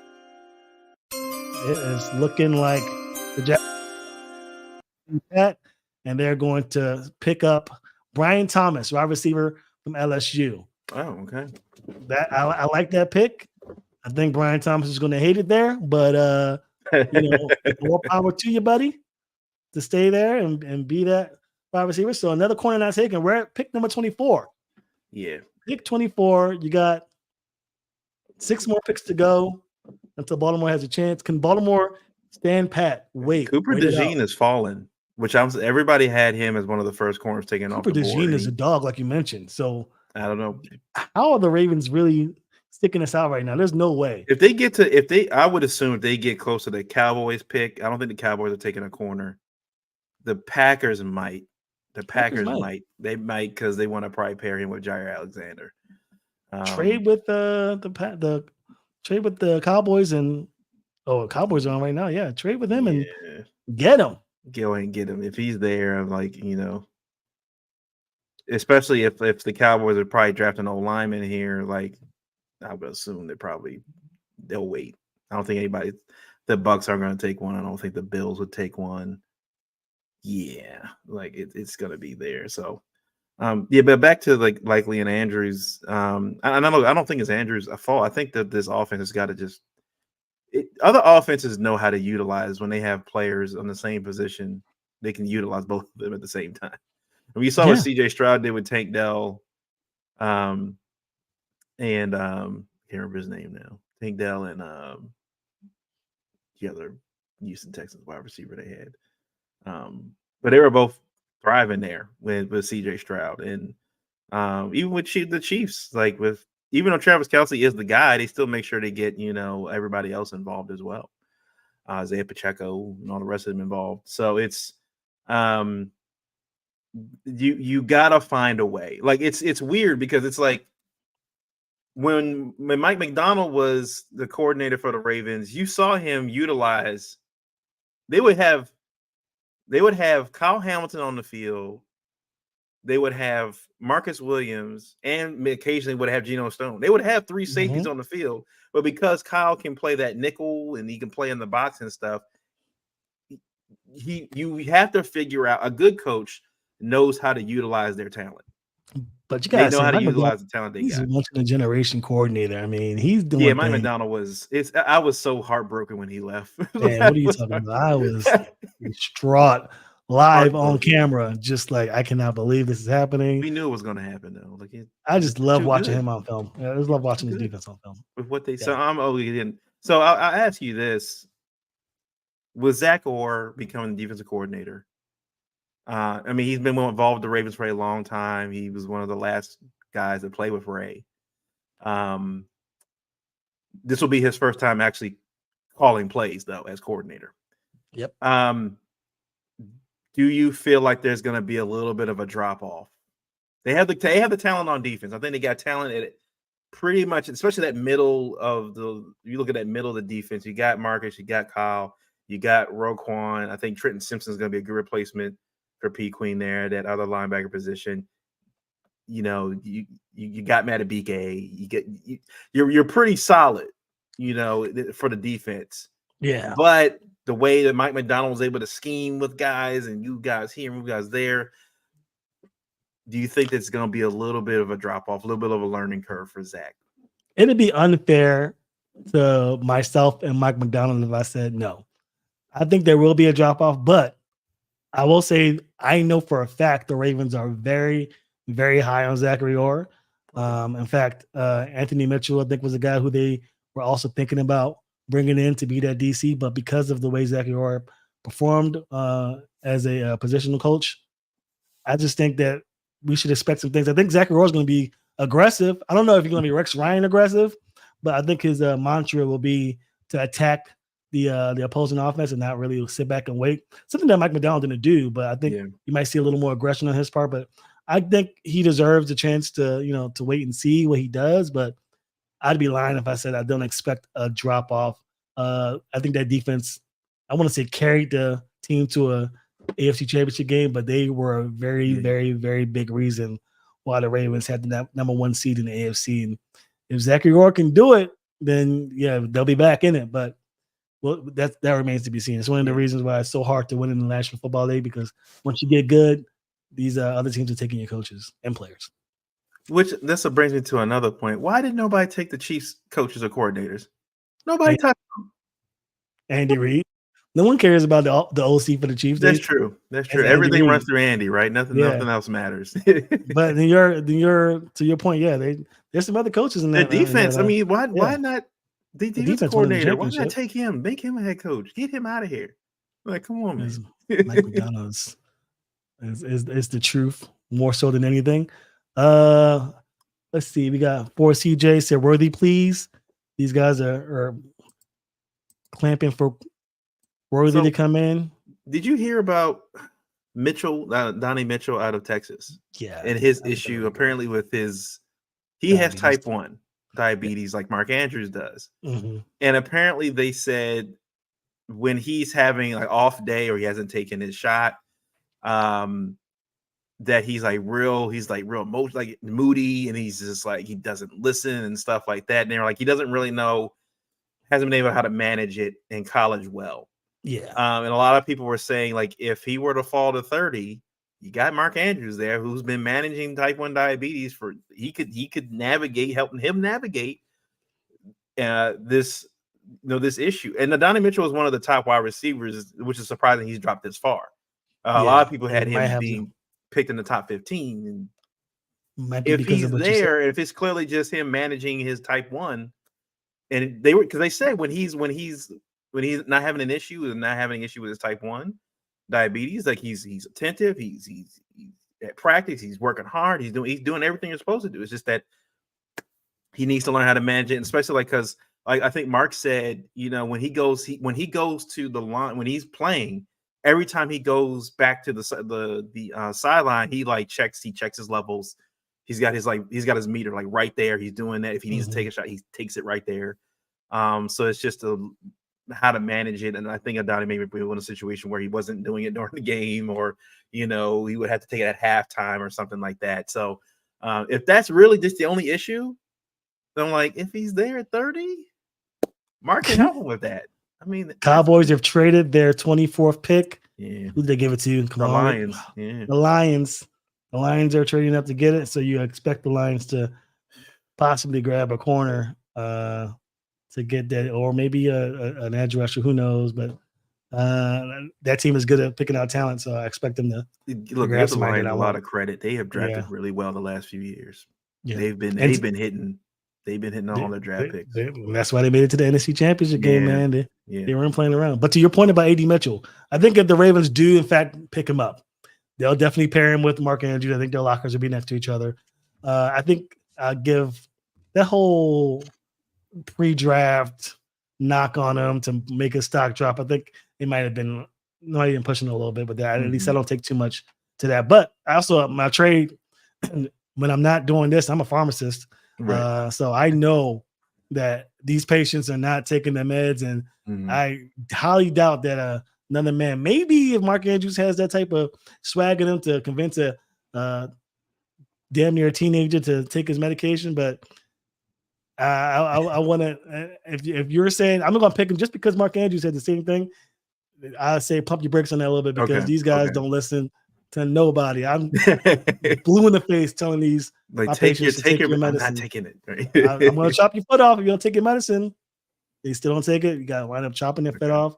So, just being a healthcare professional, I'm just telling you that it's a personal thing, right? It's a personal thing. They don't believe they have any disease. They don't believe. They think they're superhuman. They think they can just not have to take a meds. And I get that. I mean, you're young like that. You're about to be drafted in the NFL, so clearly you're superhuman, at least above the average person. But gotta take your meds, man. If you don't, even if you don't come to the Baltimore Ravens, take your meds, man. Get ready. Yeah. So I mean, as we're getting closer here, like, so if the Packers don't take Cooper DeJean, if they don't take him, gotta trade up and get him. I feel like I told you they're gonna trade up. I promise you. You're only 6 picks away at this point. Yeah, 6 picks away. I mean, it's guess who the Lions pick up? They pick up Terry and Arnold. They were talking about him this morning. Yeah, they were talking about him this morning. So what is it with these like Alabama cornerbacks? Like they don't so good. No, they're good. Don't get me wrong. Like I think Trayvon Diggs is an outlier in a sense, like how he attacks the football. Mm-hmm. A lot of these Alabama cornerbacks aren't really known for their interceptions. They're good at Oh yeah. They're not really known for like getting interceptions. Like this, Marlon. Like Marlon's on the outside, he's a liability. You think he's a liability on the outside? He's a liability on the outside. Especially against guys receivers. Like if they get chased, if they get a speedy receiver on Marlon, it's a wrap. Yeah, they're not going to put a speedy guy on him. That's why they have him in the slot because the slot. Yeah, there's a lot more traffic and you can't go as fast. And he could be. He's elite there. He's elite there. And I think that was an issue. Why I think if they keep falling and that cornerback is still there, I think they got to go. Cooper DeJean. Take outside. You need an outside corner. Let's look at my Instagram, folks. Since I can't see their comments, let's see what they're saying because I know this is a wide receiver heavy. What pick is he currently at? I think they just went to pick 25.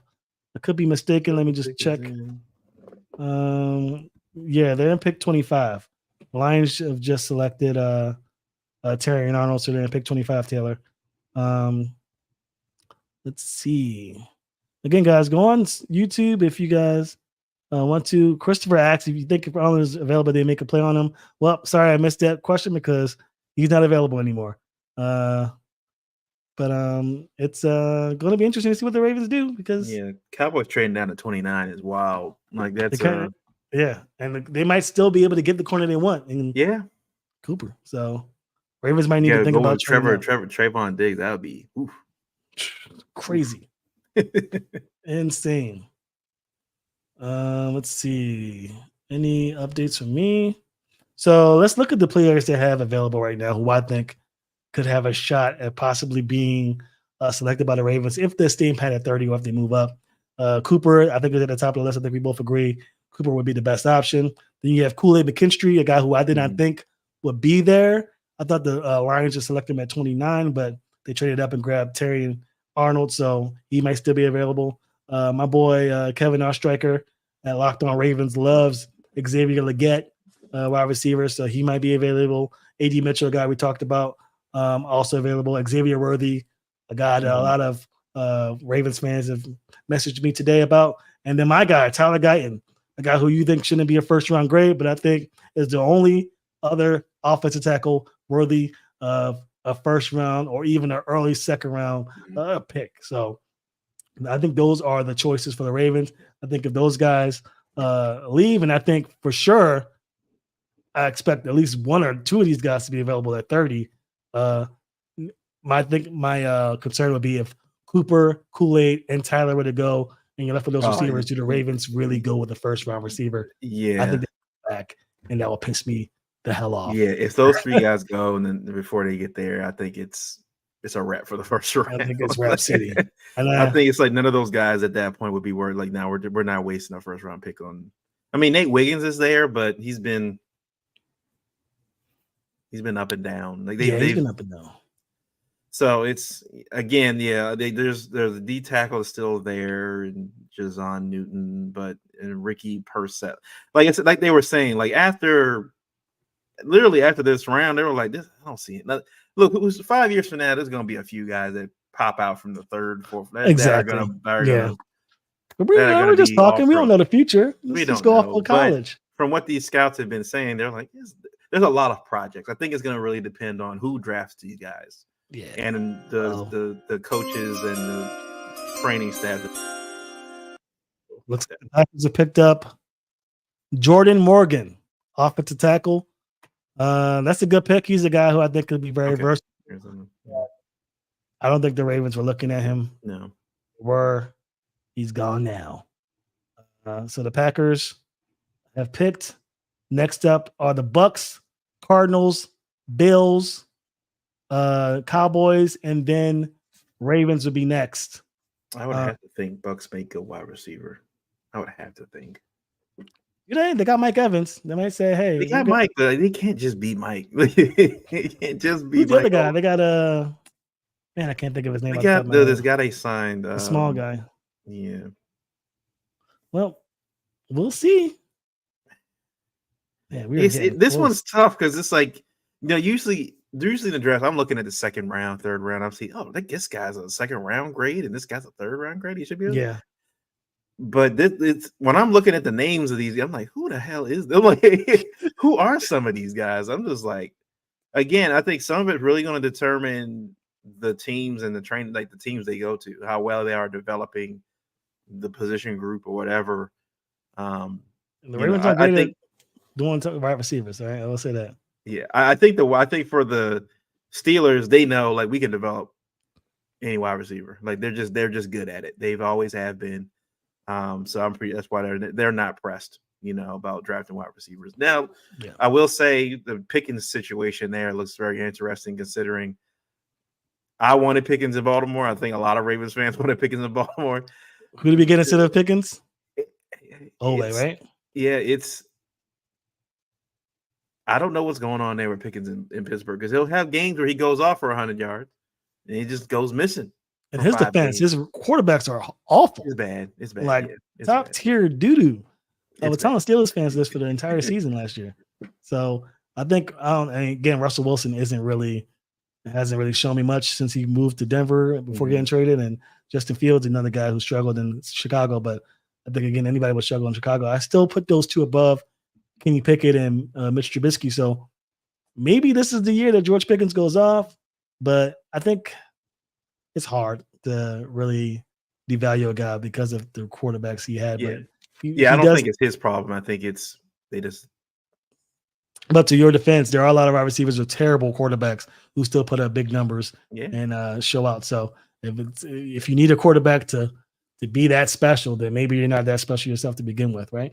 Well, he was drafted. He was a third round draft pick. So I mean, there is like there are some guys that play higher than their draft pick, but then there are some guys that play to that level in their football career. Like, you were a third round draft pick and you're good, but you're not that good. So it's like there's a reason why there were 20 other wide receivers picked before you. Like, so it was, so, but yeah. And again, this one, I don't. Leggett, he was a 6'1", 221. He's a big body receiver they kind of would like to utilize. Yeah. Like an Anquan Bolden type. I think that'd be a good pick if he's there. Ravens are going to trade out. God. The Ravens are about to trade out the first round. I can smell it. I can smell it because especially with these receivers dropping in, there's going to be a receiver needy team. There's going to be a run. Like once they start picking wide receivers, they're going to start taking them. Yeah, and Ravens are going to take advantage, and because like we talked about at the beginning of the show, there's just no way the Ravens draft the wide receiver after extending Bateman and giving him that reassurance. And after spending, that'll be your fourth wide receiver selected since becoming general manager at DaCosta. Marquise Brown, Rashad Bateman, Zay Flowers, and then again another one of these guys. I mean, at some point you're crippling your franchise by missing on these receivers. If that's the case, I think again Zay Flowers, I think showed me that he's that guy, and I think a lot of people are really maybe because of the drop in the end zone in the AFC Championship game. I think he's lost a little luster among Ravens fans, but you got to remember he was a stud. I mean, the entire offense, at least aerially, revolved around him and Mark Andrews prior to the injury. So I think the Ravens might trade back. I will be so mad. Oh my gosh, you have no idea. But we'll see. I just don't think with Zay going to be up for money at some point. The Cooper's still there, like you said. The Bucks have made a pick, and it's a terrible one. Who'd they pick? The Bucks picked O-lineman Graham Barton. They picked this. Okay, they picked the center. That's the thing. That's the Cowboys wanted him. Yeah, I think the Cowboys wanted him, but he's gone now. Traded so back. They might trade out there 29. So to jump ahead of the Ravens. Well, they also when they got rid of was it Gallup now? So maybe they draft wide receiver. Maybe they draft wide receiver, yeah. Right. But you still got to pay CD Lamb. They're in the same spot the Ravens are in. So it's like you haven't paid CD yet. So it's like, then again, if Dak's not there next year, you got all the money in the world, right? If Dak's not there next year, oh my gosh, Dak is good, man. I mean, he's not, he hasn't shown he can win a championship. But I think Ryan Clark made a good point. I think it was Ryan Clark on ESPN made a good point about. It's not that it's not we put a lot on Dak, but when you look at how they lost that game against the Packers, that was all defense. Yeah. Like he threw a pick six, it was bad, but the defense lost that game. Like they got ran on. Like the Packers realized they could just run the football on you. You got ran on. So maybe they get some defense. You think? I think somebody said that they but the point is that they're built wrong on defense. Mm-hmm. They got big body guys in the second level, but they have small guys up front. Like they're trying to get speed to go to quarterback, but when you're going against a team that runs the ball, you're a liability.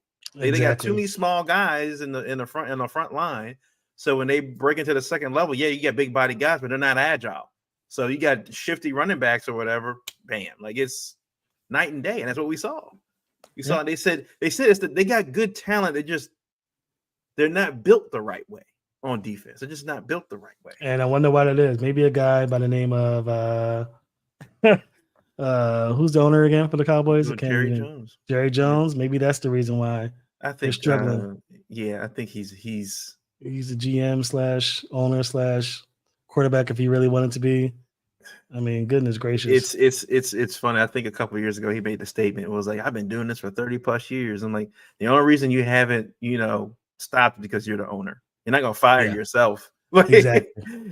I'm like, just because you do something for 30 years doesn't mean you're good at it. Like there's a lot of people that do things for a long time doesn't mean they're good at it. Exactly. Like, and you can lose your touch after a while too. I mean, Jesus.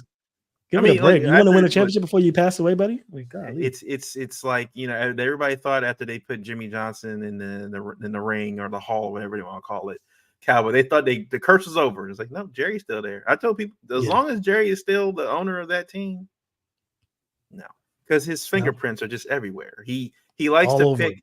He likes to think it's 1995, and that's how he picks. It's just. I don't know. Like they have good players. They had 11 All Pros last year, I think, something like that. And it's hard to win a championship. I mean, I won't. It's tough, but the Cowboys have made a business out of it now. Like you can't be. I could get it. Like if you take a year off to rebuild, and you get there's a couple years in between. The Cowboys have been, off and on winning their division for the last 20 years. They've been one of the top teams every year, but they find a way to lose in the first round. Hey, Cowboys fans, get on him, not me. I'm not the one. I'll take the heat. I don't care. I got Cowboys fans at work, and I talk trash all the time. So I'm like, I'll struggle a little bit, but I believe one day you guys will get there. They'll get there. They're too. Now, look, if Dak leaves, because Dak has kind of made it clear that he's willing to go into free agency. If he leaves, it could be a little while. It looks like there are a lot of teams trying to trade up. I read the text from Ian Rappaport. We'll see if we get a trade, but there's a lot of action in the late 20s from teams trying to come up. So the Ravens love to hear that. I hate to hear it. Yeah, because they're trying to go grab one of those corners. Yeah, like come on, grab a corner, grab a difference maker, and go crazy. But we love Cooper. Maybe the Ravens don't love Cooper. Maybe the yeah, they've been Ravens- mentioned with him. A lot of times it's these outside people are saying Cooper would be good for the Ravens. The Ravens are like, could be. We've seen it time and time again. The Ravens will draft somebody like what? Who do we draft? Marlon Humphrey is the one that I remember. There was a tight end, I believe. I cannot remember his name. Who everybody thought the Ravens were going to Hayden pick. Hurst? Was it Hayden Hurst?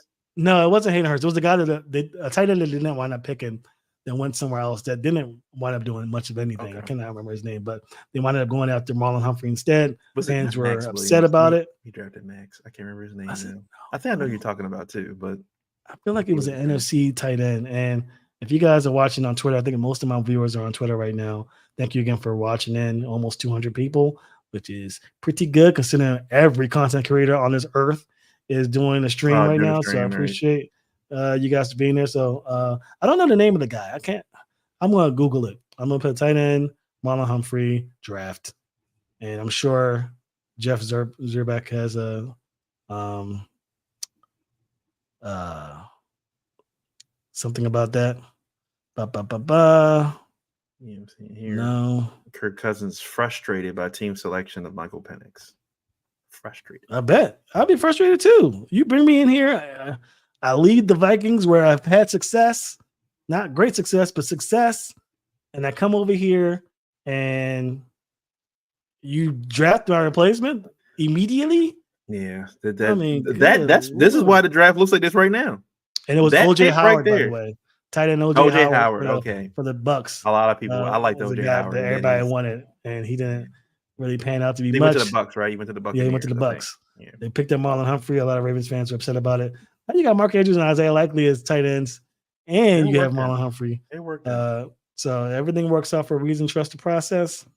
Let's see what's going on with the draft because I feel like things are going to start happening. The Ravens. So the Bucks are on the clock. Is on the phone for sure. I know he is.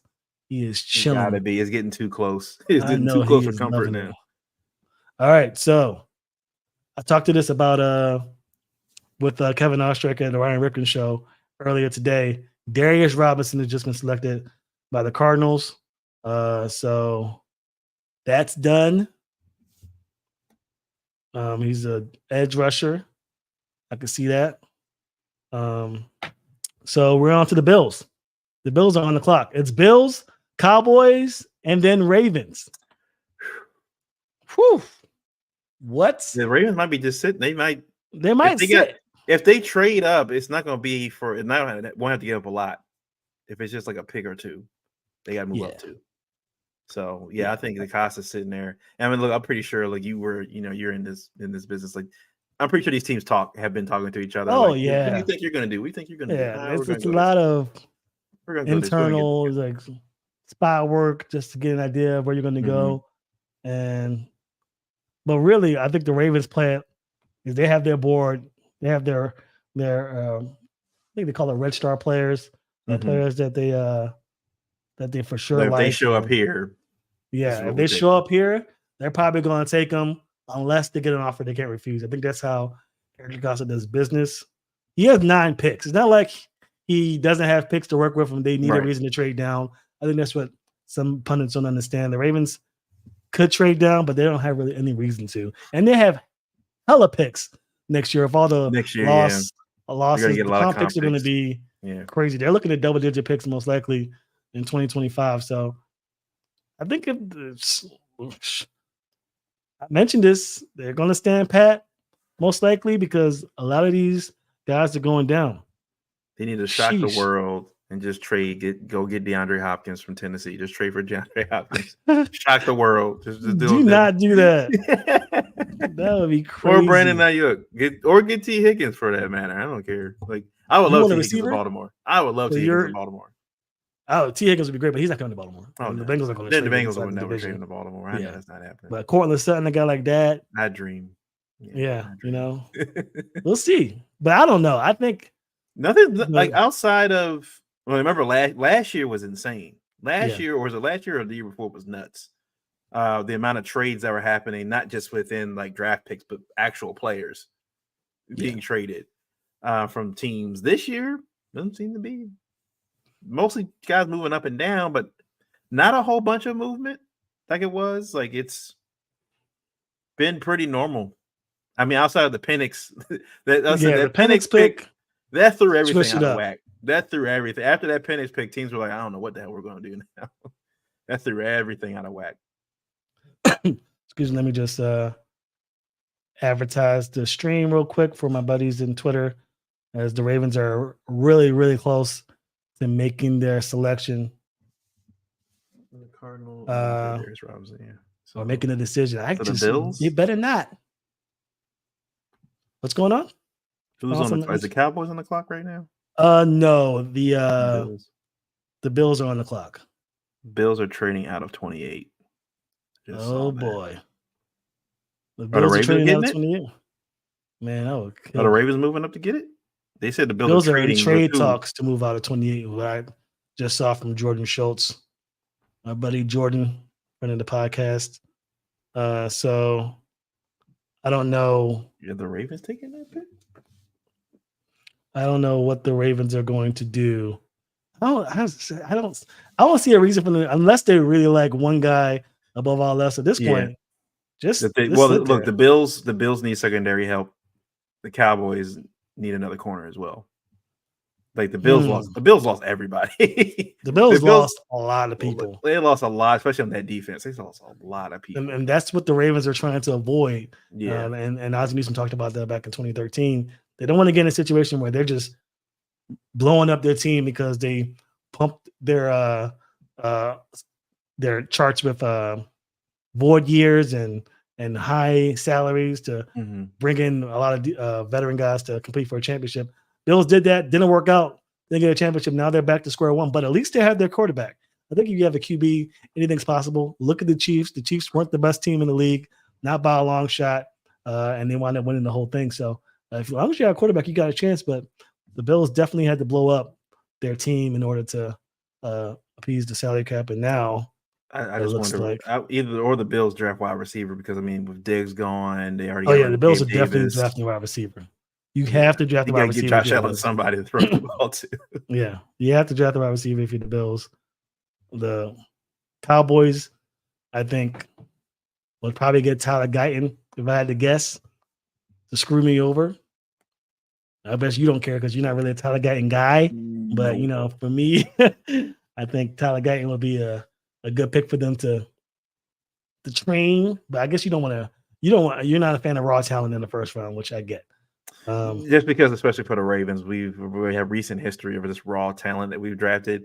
Oh yeah, the Ravens suck at developing raw talent. I think with the Ravens, I think the Ravens right now are in need of win now mode. Like they need a guy. If you're gonna pick somebody in the first round, they need to be like, all right, they're gonna come in week one and play like you're ready to go. Yeah. They can't afford to be waiting for this. Here we go. The Chiefs have traded Bills. They're switching picks. The Chiefs are now on the clock. Gosh. And you know the Chiefs are going wide receiver. Well, let's be serious. The Chiefs they're gonna take Leggett. They're gonna take Xavier or Mitchell. Mitchell will fit fine in that. I think that locker room. I don't think they'll take Worthy. I think they'll take either Leggett or AD Mitchell. That would be my guess. Yeah, I think if Mitchell has character issues, whatever they say, I think he'll fit fine there. Yeah, they run a pretty tight ship over there. Like everybody knows Pat Mahomes and Andy Reid. You get out of line, we'll do like Tyreek Hill did. We'll trade you. We'll get you out of here. Let's see what the Chiefs did. The Chiefs trade up to Bills selection. Buffalo trades their first round draft pick, their fourth round draft pick, their seventh round draft pick, and the Chiefs trade their first round draft pick and their third round draft pick.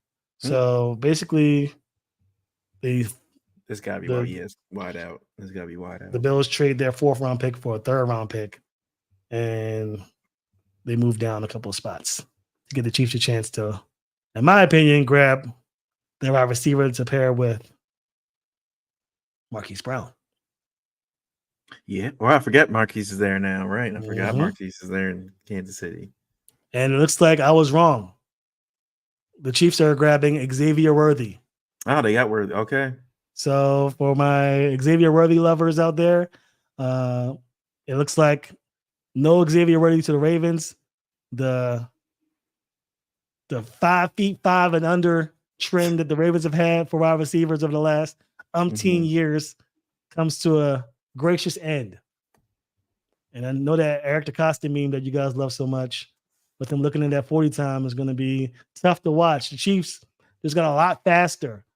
And now more than ever, the Ravens probably need to get a corner to Need to get match up with secondary that. help. Yes. Yep. Because Marquise Brown, the guy who wants some revenge after he goes to Arizona and does nothing, especially in the game between those two, goes to a team that has had a lot of success against the Ravens, especially in the postseason, the one time they did last season. So Worthy, Marquise Brown, who has some history with the Ravens. I don't know if the fans really care for him much. And then you got Rashee Rice, who's been in some legal trouble, but I think all signs are pointing to he'll be available. That's a pulling offense for a team that just won the championship with no receivers. Got better.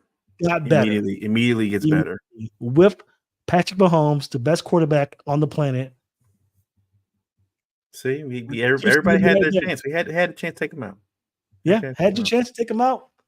I mean, you got another chance now. Derrick Henry, again, like I've said since we signed him, Derrick Henry is going to wind up being the acquisition that we're talking about this time next year. I think he's just going to change the way defenses approach the Ravens moving forward. But, man, Xavier Worthy, if he learns how to catch, Marquise Brown, I think it's the right team. It's the right team. Right team. Sure. The Chiefs struggled catching the ball last year. So that one part is interesting, but they did not have speed. And when you have a guy with the arm of Patrick Mahomes and not taking advantage of that arm, it just leaves a lot to be desired. Of course, we're knocking the Chiefs, but they just won a championship. But that offense looks a lot better this year. And now the Ravens have 2 picks to go, and Cooper DeJean, Kool-Aid McKinstry, and Nate Wiggins are available for the Ravens to grab. We'll see what happens. I am very excited. Yeah, I think they stand pat right where they're at. I don't think they're going to move. Rory Sport Podcast. Do you like Kool-Aid McKinstry, Alabama? I'll let you answer because you mentioned about the Alabama cornerbacks having difficulty intercepting the ball, but I will let you answer that first, and then I'll have my thoughts. Yeah, later. Kool-Aid. I remember he got talked about a lot going into the college football season this year as one of the top cornerbacks at Alabama. But like I said, again, outside of Trayvon Diggs, because he has that wide receiver background, they don't really attack the football that much. And I think in the NFL today, you got to be able to attack the football now. Like just stopping guys, and just knocking the ball down doesn't gonna win. You got to get turnovers. And I think that's what the Ravens saw last year, right? Even with the big difference from last year than what it was in 2020 was at 2022 was the turnover, the takeaways. That was the big difference. Like the Ravens couldn't get a fumble, they couldn't get a pick or nothing in 2022. Last season, I think they led the league in takeaways. Like they one of the best teams in the NFL in takeaways. And it changes, especially when you got a guy like Lamar. And when you're playing against a team like the Chiefs or the Dolphins, or the Bills that can run up the score on you, the more possessions you have, the better. The more possessions you have, the better. And look, Kool-Aid will probably be a good corner in the league. He'll probably be solid. I just don't think if you're the Ravens, you already got a Brandon Stevens. He's not really a pick. He's not going to get picks or anything, but you already got a Brandon Stevens there already. Yeah. I don't think you waste a first round pick on Kool-Aid when you got maybe if Cooper DeJean is there, a guy that has a multitude of tools at his disposal that I feel like Zach Orr and the position coaches could utilize. I just think if he's there, sure. If Kool-Aid's there, I feel like it's another Marlon type situation. He's not going to get a lot. That's fine. I think he could be another replacement for Marlon where he just plays the slot, not really an outside guy. He'll be solid for a good number of years, but he's not going to get you takeaways from the cornerback spot. So now, for those of us just joining in, thank you again for joining. We're just doubled in size as far as viewership. We're trending towards 300 viewers. That's awesome for my first live stream. Thanks again, Miles, for joining me. He's been heavy on Cooper since the opening whistle, since before the timer hit 0 on the start of this thing. So I'm sure he'd be very excited that they were to get Cooper. Again, there's 2 picks to go. The talk of the town right now is the Bills just helped their arch rival, the Chiefs, get another weapon, gave him a wide which receiver. is crazy to me to think about. But, now the Bills are picking under the Ravens. I thought the Bills were going to go after an AD Mitchell type of guy, a Leggett type of guy. Anyway, I expected the Chiefs to do what they do and get a speedy guy. I think Xavier Worthy would have been available at 32. I mean, that's just my honest opinion. I don't think that any of the teams, the Ravens certainly, I don't think would have got another short receiver, right? They wouldn't have increased my blood pressure higher than it already is by getting a guy at 5'10", even though he's very fast. He just has trouble catching the football. So I don't know. I don't know. I don't think that was much of a thing. So nothing in the ways of that. Looks like the Cowboys are picking my guy at number 29. Tyler Guyton is gone. A guy who I thought. Yep. So looks like the Ravens are going to go corner or they're going to trade out of the first round. I promise you, they don't take trade out. They're going to be. I'll be mad now. Well, you know how I'm feeling right now. I think Tyler Guyton is going to be a stud. The Cowboys are really good at drafting tackles. So, in my opinion, I think, linemen in general. So, to that gives me grace to make me feel like I was right in my opinion of Tyler Guyton. The Ravens are on the clock, and the Ravens are on the clock. People have been watching since 8 o'clock Eastern time. It's now 11:32. So thank you for all the Ravens fans who stay tuned to the stream, as well as watching NFL Network, ESPN, and ABC. As you see what your team does at 30, do the Ravens trade back? I just don't think so. I guess the Ravens should trade up. It didn't happen that way because the board fell magnificently for them, and now they have a chance to really pick a cornerback or a receiver. Now, they got some good picks there. They got some good picks. The receiver camp is loud and proud right now. I actually have sources, so I can actually text guys over in Baltimore and see what they say. Probably not going to get a text in time anyway. By the time I get it, I'm sure it'll be out there. So let me see. Wait, I want people to see who I'm texting. Ravens on the clock. Waiting all night for this. That's the bad part about having a good team, right? It's like, when you draft, it's like, man, I got to stay up to close to midnight for this. Yep, gotta stay up to midnight, but it's worth it. I mean, the sad part is you're picking at 30, which means you were really close to picking at 32. Yeah, that's the only tough part. That's the sad part. We were so close. So close. The Ravens were easily the best team in the league last year, trashing the San Francisco 49ers, who they would have met in the Super Bowl. I don't think much would have changed in the Super Bowl championship game if they met. But the Ravens just choked. The Chiefs had been there before, and the Ravens, you can tell, had not. A lot of very antsy, very nervous. Lamar Jackson himself did not play like he usually does, and we saw the infamous clip with Odell Beckham talking to Lamar and asking, "What's going on? This isn't you." So we'll see what happens. The Ravens have a decision to make. Do they give their quarterback more talent, or do they go corner? And I am seeing dots. I'm seeing dots on my text message. Please be DeJean.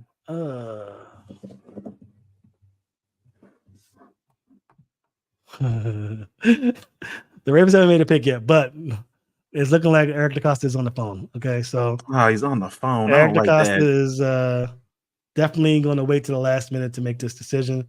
I don't have a sense of what's going on right now. Because he could be trading out or actually calling the player. Yeah, I don't know what he's doing. He's taking phone calls for sure right now. So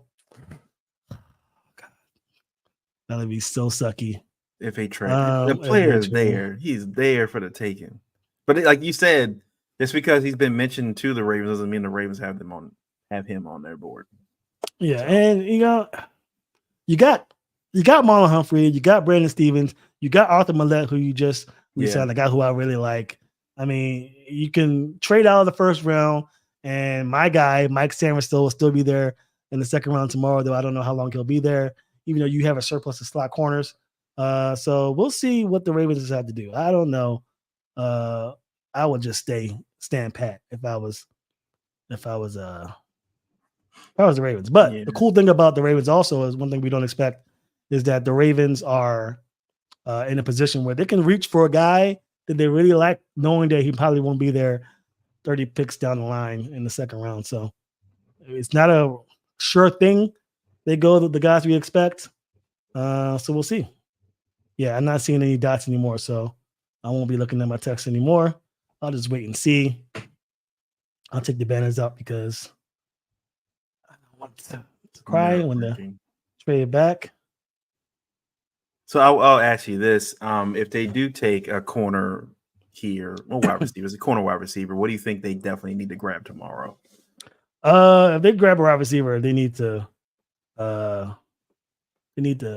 feed me with these hands. Okay, I'll be very upset. But if they do go wide receiver, they have to go O lineman in day 2. And the cool thing about it now is they don't really have to reach for a tackle. They can really go interior lineman and get one of those guys who are going to help you interiorly. I think they lost both Kevin Zeitler and John Simpson, I should say, in the free agency. So they can get some guys who are nimble and fast who can set up the play action game, like you mentioned, set up those zone reads for Derrick Henry and Lamar Jackson to work with. That'll be fantastic. I guess the other question is with the tackle situation, even if they do draft somebody in like day 2, day 3. Okay, we have a selection. I just got the text. Got to pick. Who is we it? got to pick, and I'll put it on the screen now in case you guys want to see it. If you guys want to wait for the bing, go ahead and don't look at this if you're watching the ESPN, but I'll put it on there for my faithful guys. The Ravens select Nate Wiggins, cornerback. He is going to be a Baltimore Raven. Ravens select corner. They don't stand pat. I like Nate Wiggins. I think Nate Wiggins is okay. You missed on Cooper though. Cooper's going to go to maybe the 49ers. I can see them. Yeah, that's exactly what you need to do, right? Give the 49ers another defensive all-pro. Yeah, I'm not upset with the pick. I don't know if it's official. I could be wrong. No, it is official. Now Albert Breer is texting it. Aaron Wilson is texting it. My girl Lindsay is texting it. Ravens select Clemson cornerback Nate Wiggins. I'm not mad at that pick. He's young. He's only 20 years old. So he's a young guy. He gets the job done. It's not a. I don't know why Ravens fans expected the Ravens to get a wide receiver. I don't understand it. Again, for money wise, I just there was no way. There's no way. And if the Ravens pick a wide receiver, Rashad Bateman's requesting a trade tomorrow. He's not gonna wait till tomorrow. I mean, sure, there's 22 minutes left in the day, but he's getting out of there. There's no way you can do that. And like you mentioned, the money thing. You just drafted Zay Flowers. You're gonna pay him because it looks like he's gonna be the real deal. And then the following year, you're gonna have to pay what? Leggett? A.D. Mitchell? Come on. So I think it's wishful thinking on their part. This was the right move. I'm going to repost this because I said it a couple of days ago. The Ravens are going to go defense in round 1, and it's not going to be the player you talked about. So I didn't expect them to go Kool-Aid McKinstry. From what I heard, they were really high on Mike Sanders still. I heard rumblings about Nate Wiggins, but honestly, I did not expect it. But this is the same thing that happened when we talked about Marlon Humphrey. Yeah. No one put Marlon Humphrey and the Ravens together, and it was a match made in heaven. Now we'll see. Yeah, I'm reading here. I was reading his draft notes. The NFC and National Scout said he has better physical talent than Devin Witherspoon, but he doesn't have that same level of dog in him. He don't got no dog in him? That's not a Raven at all, right? That's what I'm worried about. But it's I'll say that feels like to me a Harbaugh pick. That feels like a Harbaugh pick. Because he doesn't really like those kind of like what we saw with Pollard, Anquan Bolden, and Reed and Ray Lewis. Like it's a certain level of player that was in that locker room pre Harbaugh. Since then, there have been a lot of good players, but they've been Boy Scouts for the most part. Like they're not really aggressive for them. They're not really over the top. They're pretty even keel level. But it kind of shows sometimes in the game where they just kind of, when there's a team that's a little bit more, aggressive, a team that's more, like in your face, they seem like they fold a little bit. It feels like they fold a little bit. And then that's a head coach is going to build a team kind of how his mindset is. And then Harbaugh's same kind of thing.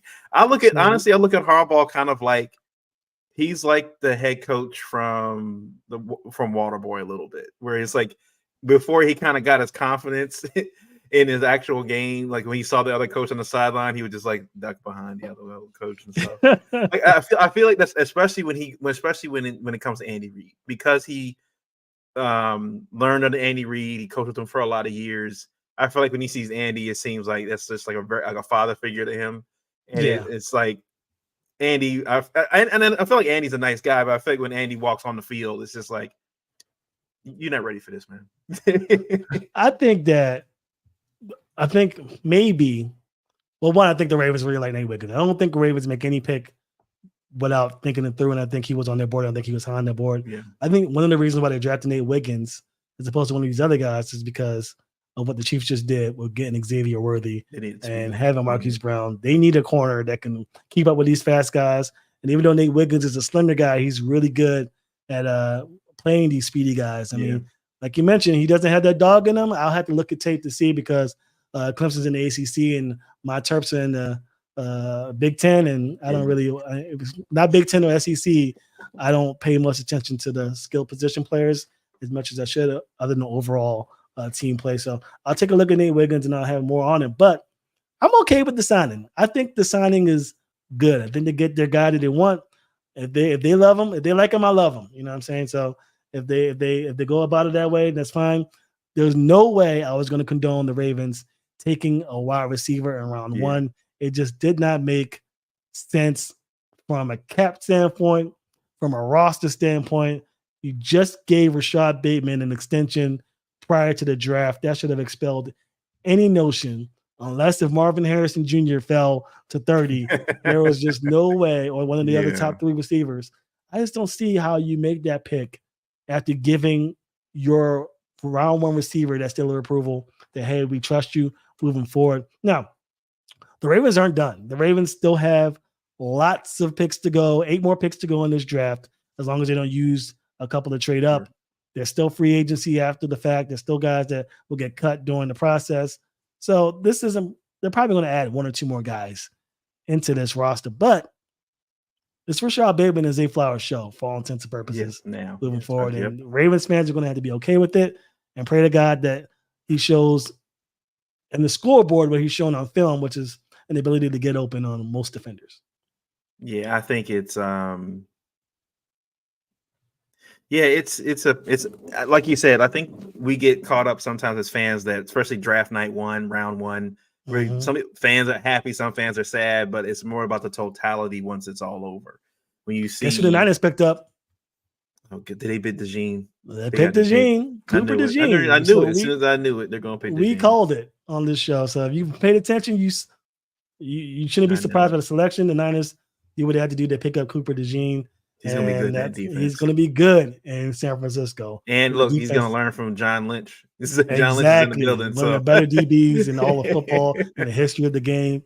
So he's going to have his way. But the Ravens had a choice between Cooper and Nate. They went Nate. Yeah, like I said, I'm looking at the video. They got some video like on Twitter of Nate Wiggins. He's really good. He's good against speed. Like that's his thing. He's with the teams they're going to be playing with Pickens and it's at Marquise Brown now and like Jamar Chase and whoever the Bengals decide to add and the Bills at some point. Like it's speed in the AFC, and they need some. I think that's what they were lacking last year, especially. They were like, we got to get somebody that can keep up with these dudes. Absolutely, and the Ravens top off.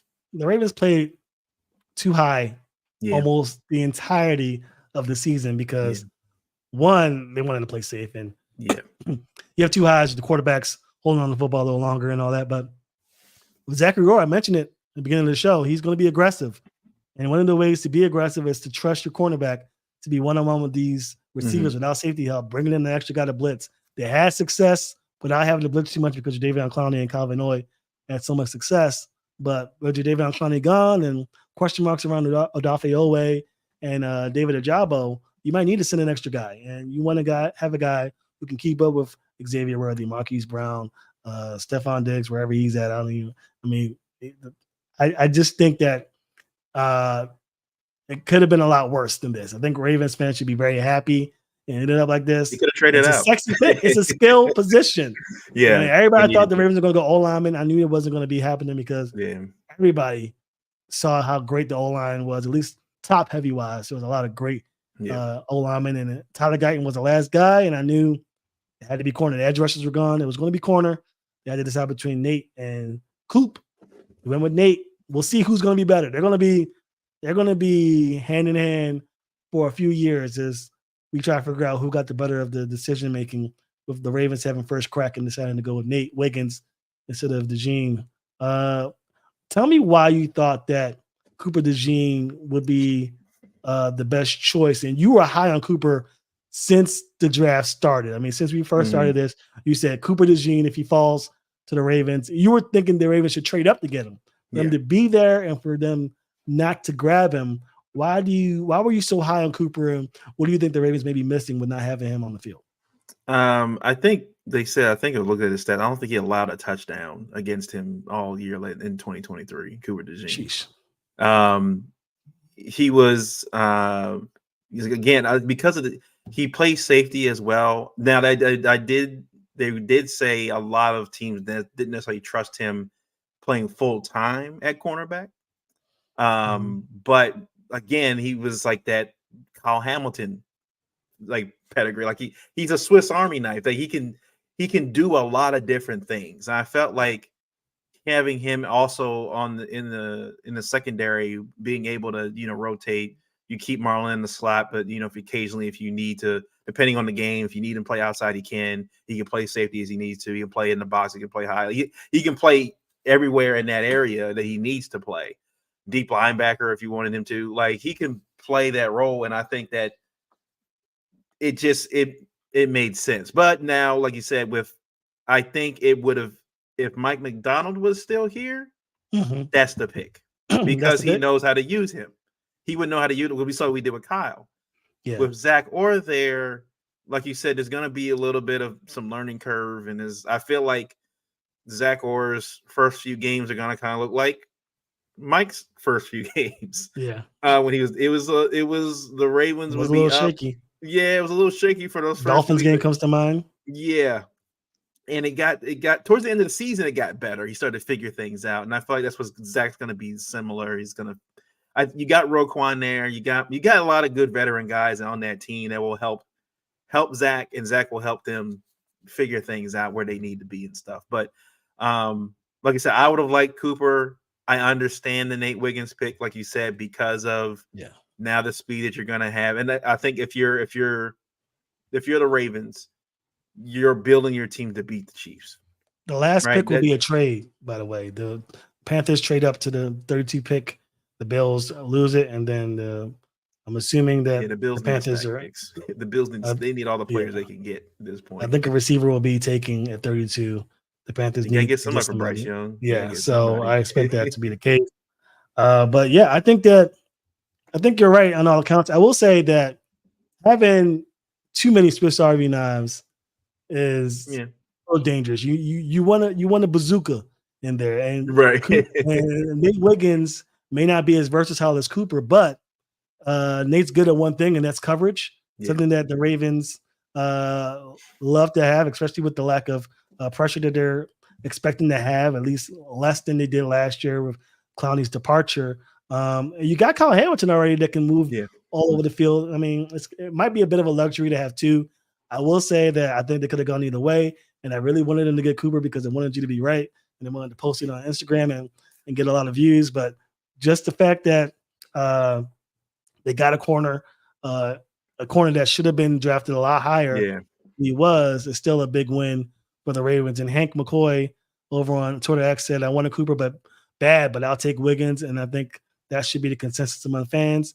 Rory Sports Podcast, who's been here all day, thank you for joining us. As Ravens did expect him to be there with all of that offensive early. Yeah, I think that the Ravens expected that to happen. I expected it to happen. I talked about it a couple of days ago that the Ravens would have a chance to get a defender because the offensive linemen and wide receivers were going to be taken very high because there are only so many good top-heavy ones before you get to that mid-tier section where there's also talent, but not really a first-round grade. So you don't want to really spend a first-round grade on a guy who may not be a fringe, at least a fringe first-round draft pick.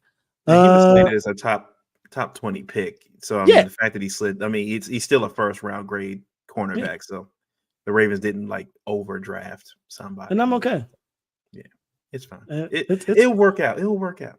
It'll work out. I love the pick. And Panthers pick 32. My boy Kevin Oestreicher at Locked On Ravens isn't going to be too happy about this. The Panthers select Xavier Legette, a guy that he wanted really badly. One of the few ex-receivers that really jumped out and fell to me.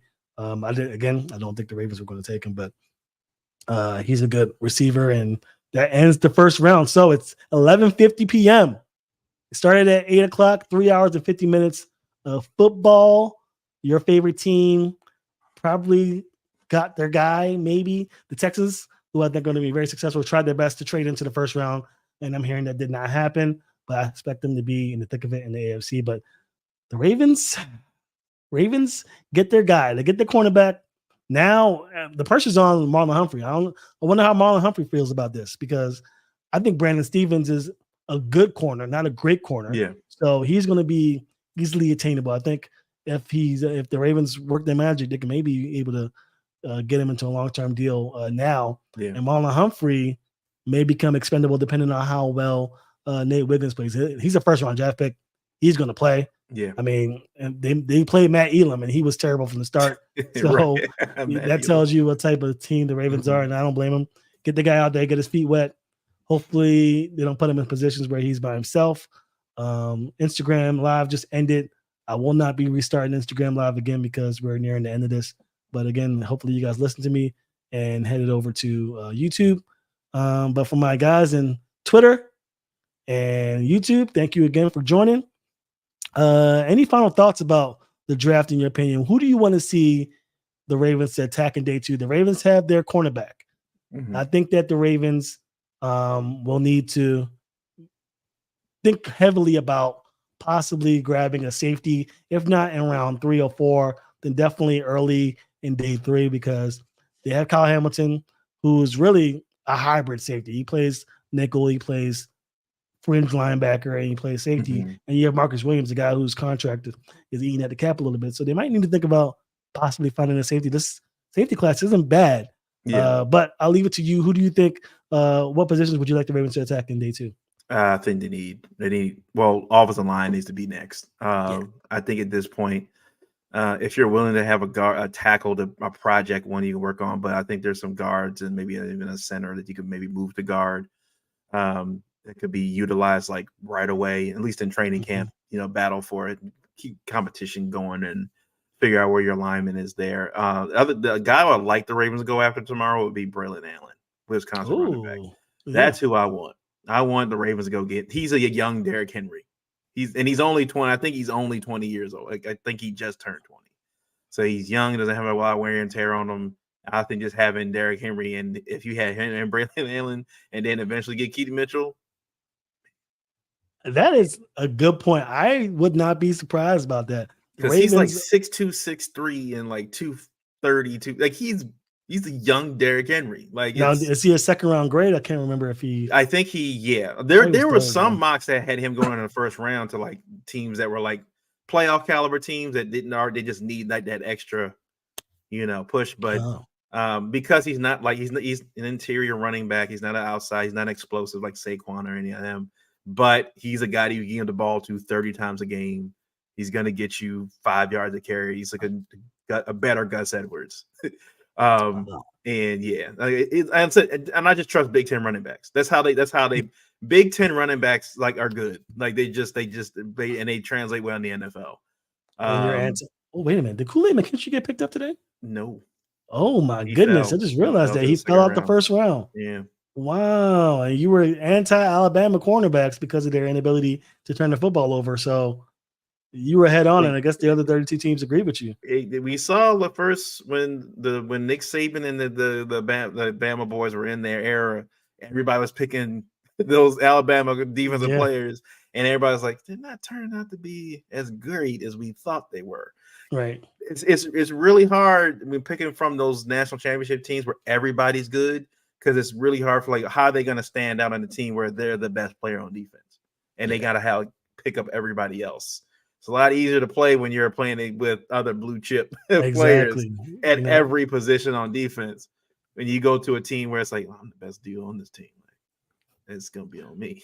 So do you think that Marlon Humphrey, now that he is, I mean, he's still top dog in this roster, but with Nate Wiggins, let's say he performs as the Ravens expecting to do you think this could be his last season?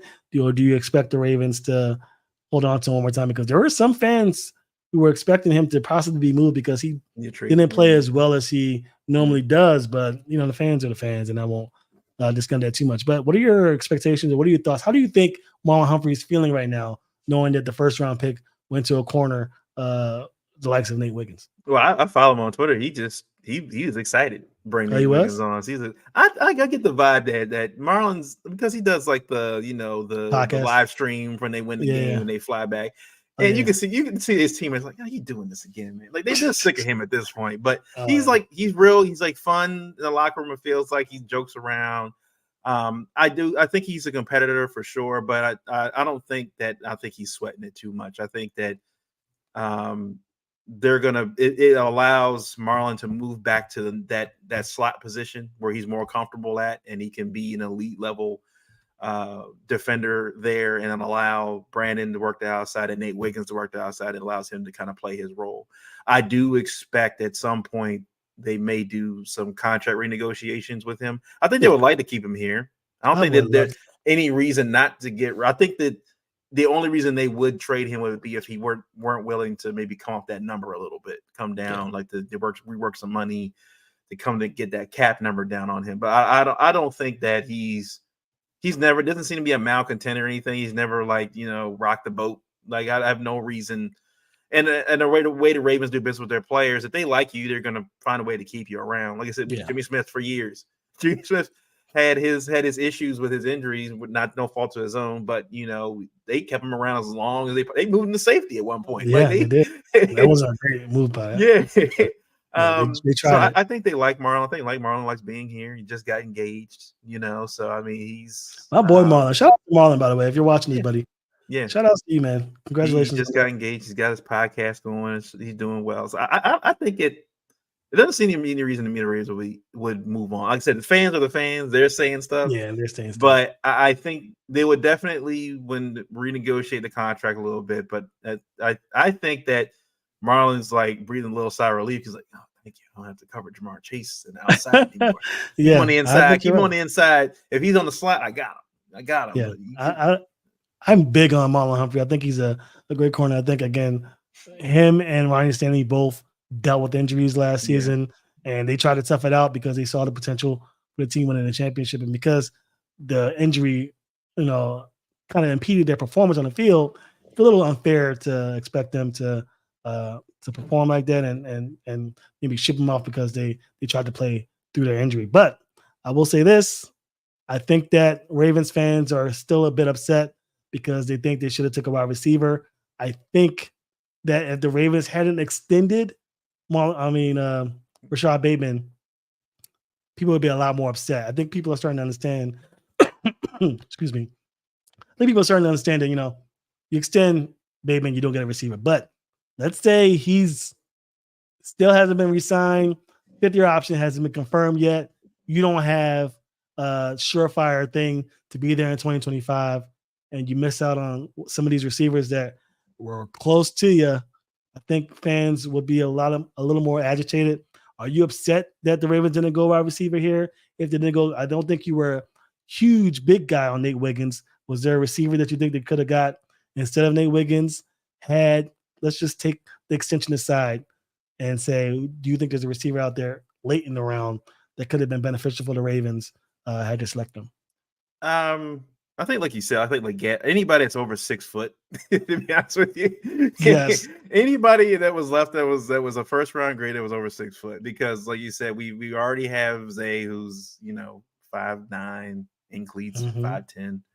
Yeah, Well, I'm 5'10", but in wide receiver terms, like, but because he has the speed that he does, then I get it. But again, even if they didn't give Bateman the extension, signing another wide receiver in the first round just didn't make sense to me, considering the money they're going to have to give up for Zay Flowers anyway. Like, I feel like they're going to keep Zay. I feel like they're going to keep Zay, and they're going to pay him the money. So this will be the first one that the Ravens have done, like, to pay or receiver that kind of money. So I don't know how to navigate this space. Like, they're holding that as long as they can. At some point, that money will come due. But I just think that and plus how they run the offense, right? Like, with how they run the offense, Nelson's going to get red zone targets. You got Likely, you got Andrews, and how they use the tight ends, and hopefully they're going to be able to use both of them in the offense together without having to, one get lost in the sauce, and you get Bateman there, and then you got Tylan Wallace. They'll find somebody in day 2, day 3 that they can. Another like a big body guy, like a 6'3", somebody that's not a lot of speed, but they could use as a red zone target or something, or undrafted free agent or something. So they'll still add a wide receiver, I'm pretty sure. But I think as of need right now, like what we saw, like when they lost, having to go through the not trash bin, but go through the dollar bin to try to find the cornerbacks last year after finding Ronald Darby and finding Rock Ya-Sin. Rock Ya-Sin didn't stay healthy most of the season, but when Ronald Darby finally got his feet under him here, you saw, like I said, go back to the Marlon Humphrey situation. It allowed Marlon, once everybody was healthy, Darby was healthy, Marlon was healthy, and Stevens, it allowed Marlon to go back to that slot. And you saw, you said, how good that defense was down the stretch. They locked everybody down. So having Wiggins being able to be that cancel out that deep threat, so to speak, you got Marlon that can do the work the middle of the field and those underneath stuff, and then Brandon can just kind of just hang around the wide receiver and not allow him to catch the ball. You got all three prototypes you need in the secondary. Exactly. I think that's what the Ravens are thinking. Yeah, I think adding a wide receiver for the Ravens, while as fans we want them to kind of mimic what the Eagles do and what the Chiefs do. Right? We want them to mimic them, but that's just not what they do. It's just not. And I think they can get better with Zay, the guys that they have. I think, like I said, we saw if fans, you go back and look at the all 22s from this past season, there are several plays where Bateman is open. It's just that Lamar just doesn't look his way. He's looking this way. Bateman's over here. He's open, but Lamar doesn't look his way. So I think that's just more Lamar and Monken and the Bateman in the wide receiver room getting together and figuring out what the best way to utilize the talent they already have there. I said, again, I think keeping Likely and Andrews involved in this offense together is more of a plus to me than adding a wide receiver to this room. Exactly. Because and I think if you can keep Likely and Andrews in this offense, keeping defenses just out of sorts, that's more of a add for me than adding a wide receiver from this draft. And Derrick Henry's back there. Don't forget about him. Yeah. And he's going to force these corners to hit the sidelines so they can bring in an extra linebacker to try and tackle that guy. So I agree with you completely. Well, I'm going to end it here. I appreciate you for joining, Ravens fans, and for you, Miles, as well. Thank you so much. A lot of Ravens fans are probably watching this. They probably know me by now, but they probably haven't seen your stuff. So let them know where they can find you and what you're up to. Yeah, you can find me. I have an Instagram page, live.hammock. You can also find me at Live Hammock as well on YouTube. Shout out to my guys that do the show with me, Trey Biz on Instagram and Travis James _CO as well on Instagram. Follow them on our show. We'll probably get started next week with once the draft is over, and we'll recap everything. Nice. That's pretty much it. Also on Facebook as well, at Live Hammock on Facebook. So that's awesome. I've been listening to you guys. You guys are one of the reasons why I started to get into this. I saw you guys having fun with the podcasting thing. And fans that don't know, I'm not in Baltimore. You know, I live in Las Vegas. So a lot of times when I'm watching these games, I'm having to fly out to Baltimore. So I don't really have a lot of Ravens fans here to converse with. But if you're ever in town in Las Vegas, or if any fans who are in the media are ever in Las Vegas, please stop by. We'll get you on the show and we'll talk football. That's going to do it, guys. I appreciate you. I'm not sure if we'll come back and do a show for day 2 or day 3, but I'm sure if we do, I'll definitely let you guys know ahead of time. Again, the Ravens, they select Nate Wiggins. They have him in the corner. Yeah, he's going to do well in this defense for sure. I think Marlon Humphrey's here to stay. I don't think anything's going to bad happen to him. But those 3 guys together, I think it's going to be a huge dividends. And it's only day 1. You got a whole weekend lot of weekends, a whole lot of days to come, a whole lot of picks to make for Hector Costa to work with. I think I give this pick a B+ so far. Instant reaction. I know. I wish the Ravens got Cooper just so I could see him and Kyle Hamilton on the field going side by side. But they get an area of need, solidified a cover corner, probably the best one in this draft. And we'll see if he gets that dog in him being in Baltimore. I think he'll be just fine. That's going to do it for us here, Ravens Talk Podcast. Again, Miles, thank you so much for joining us, and we'll talk soon.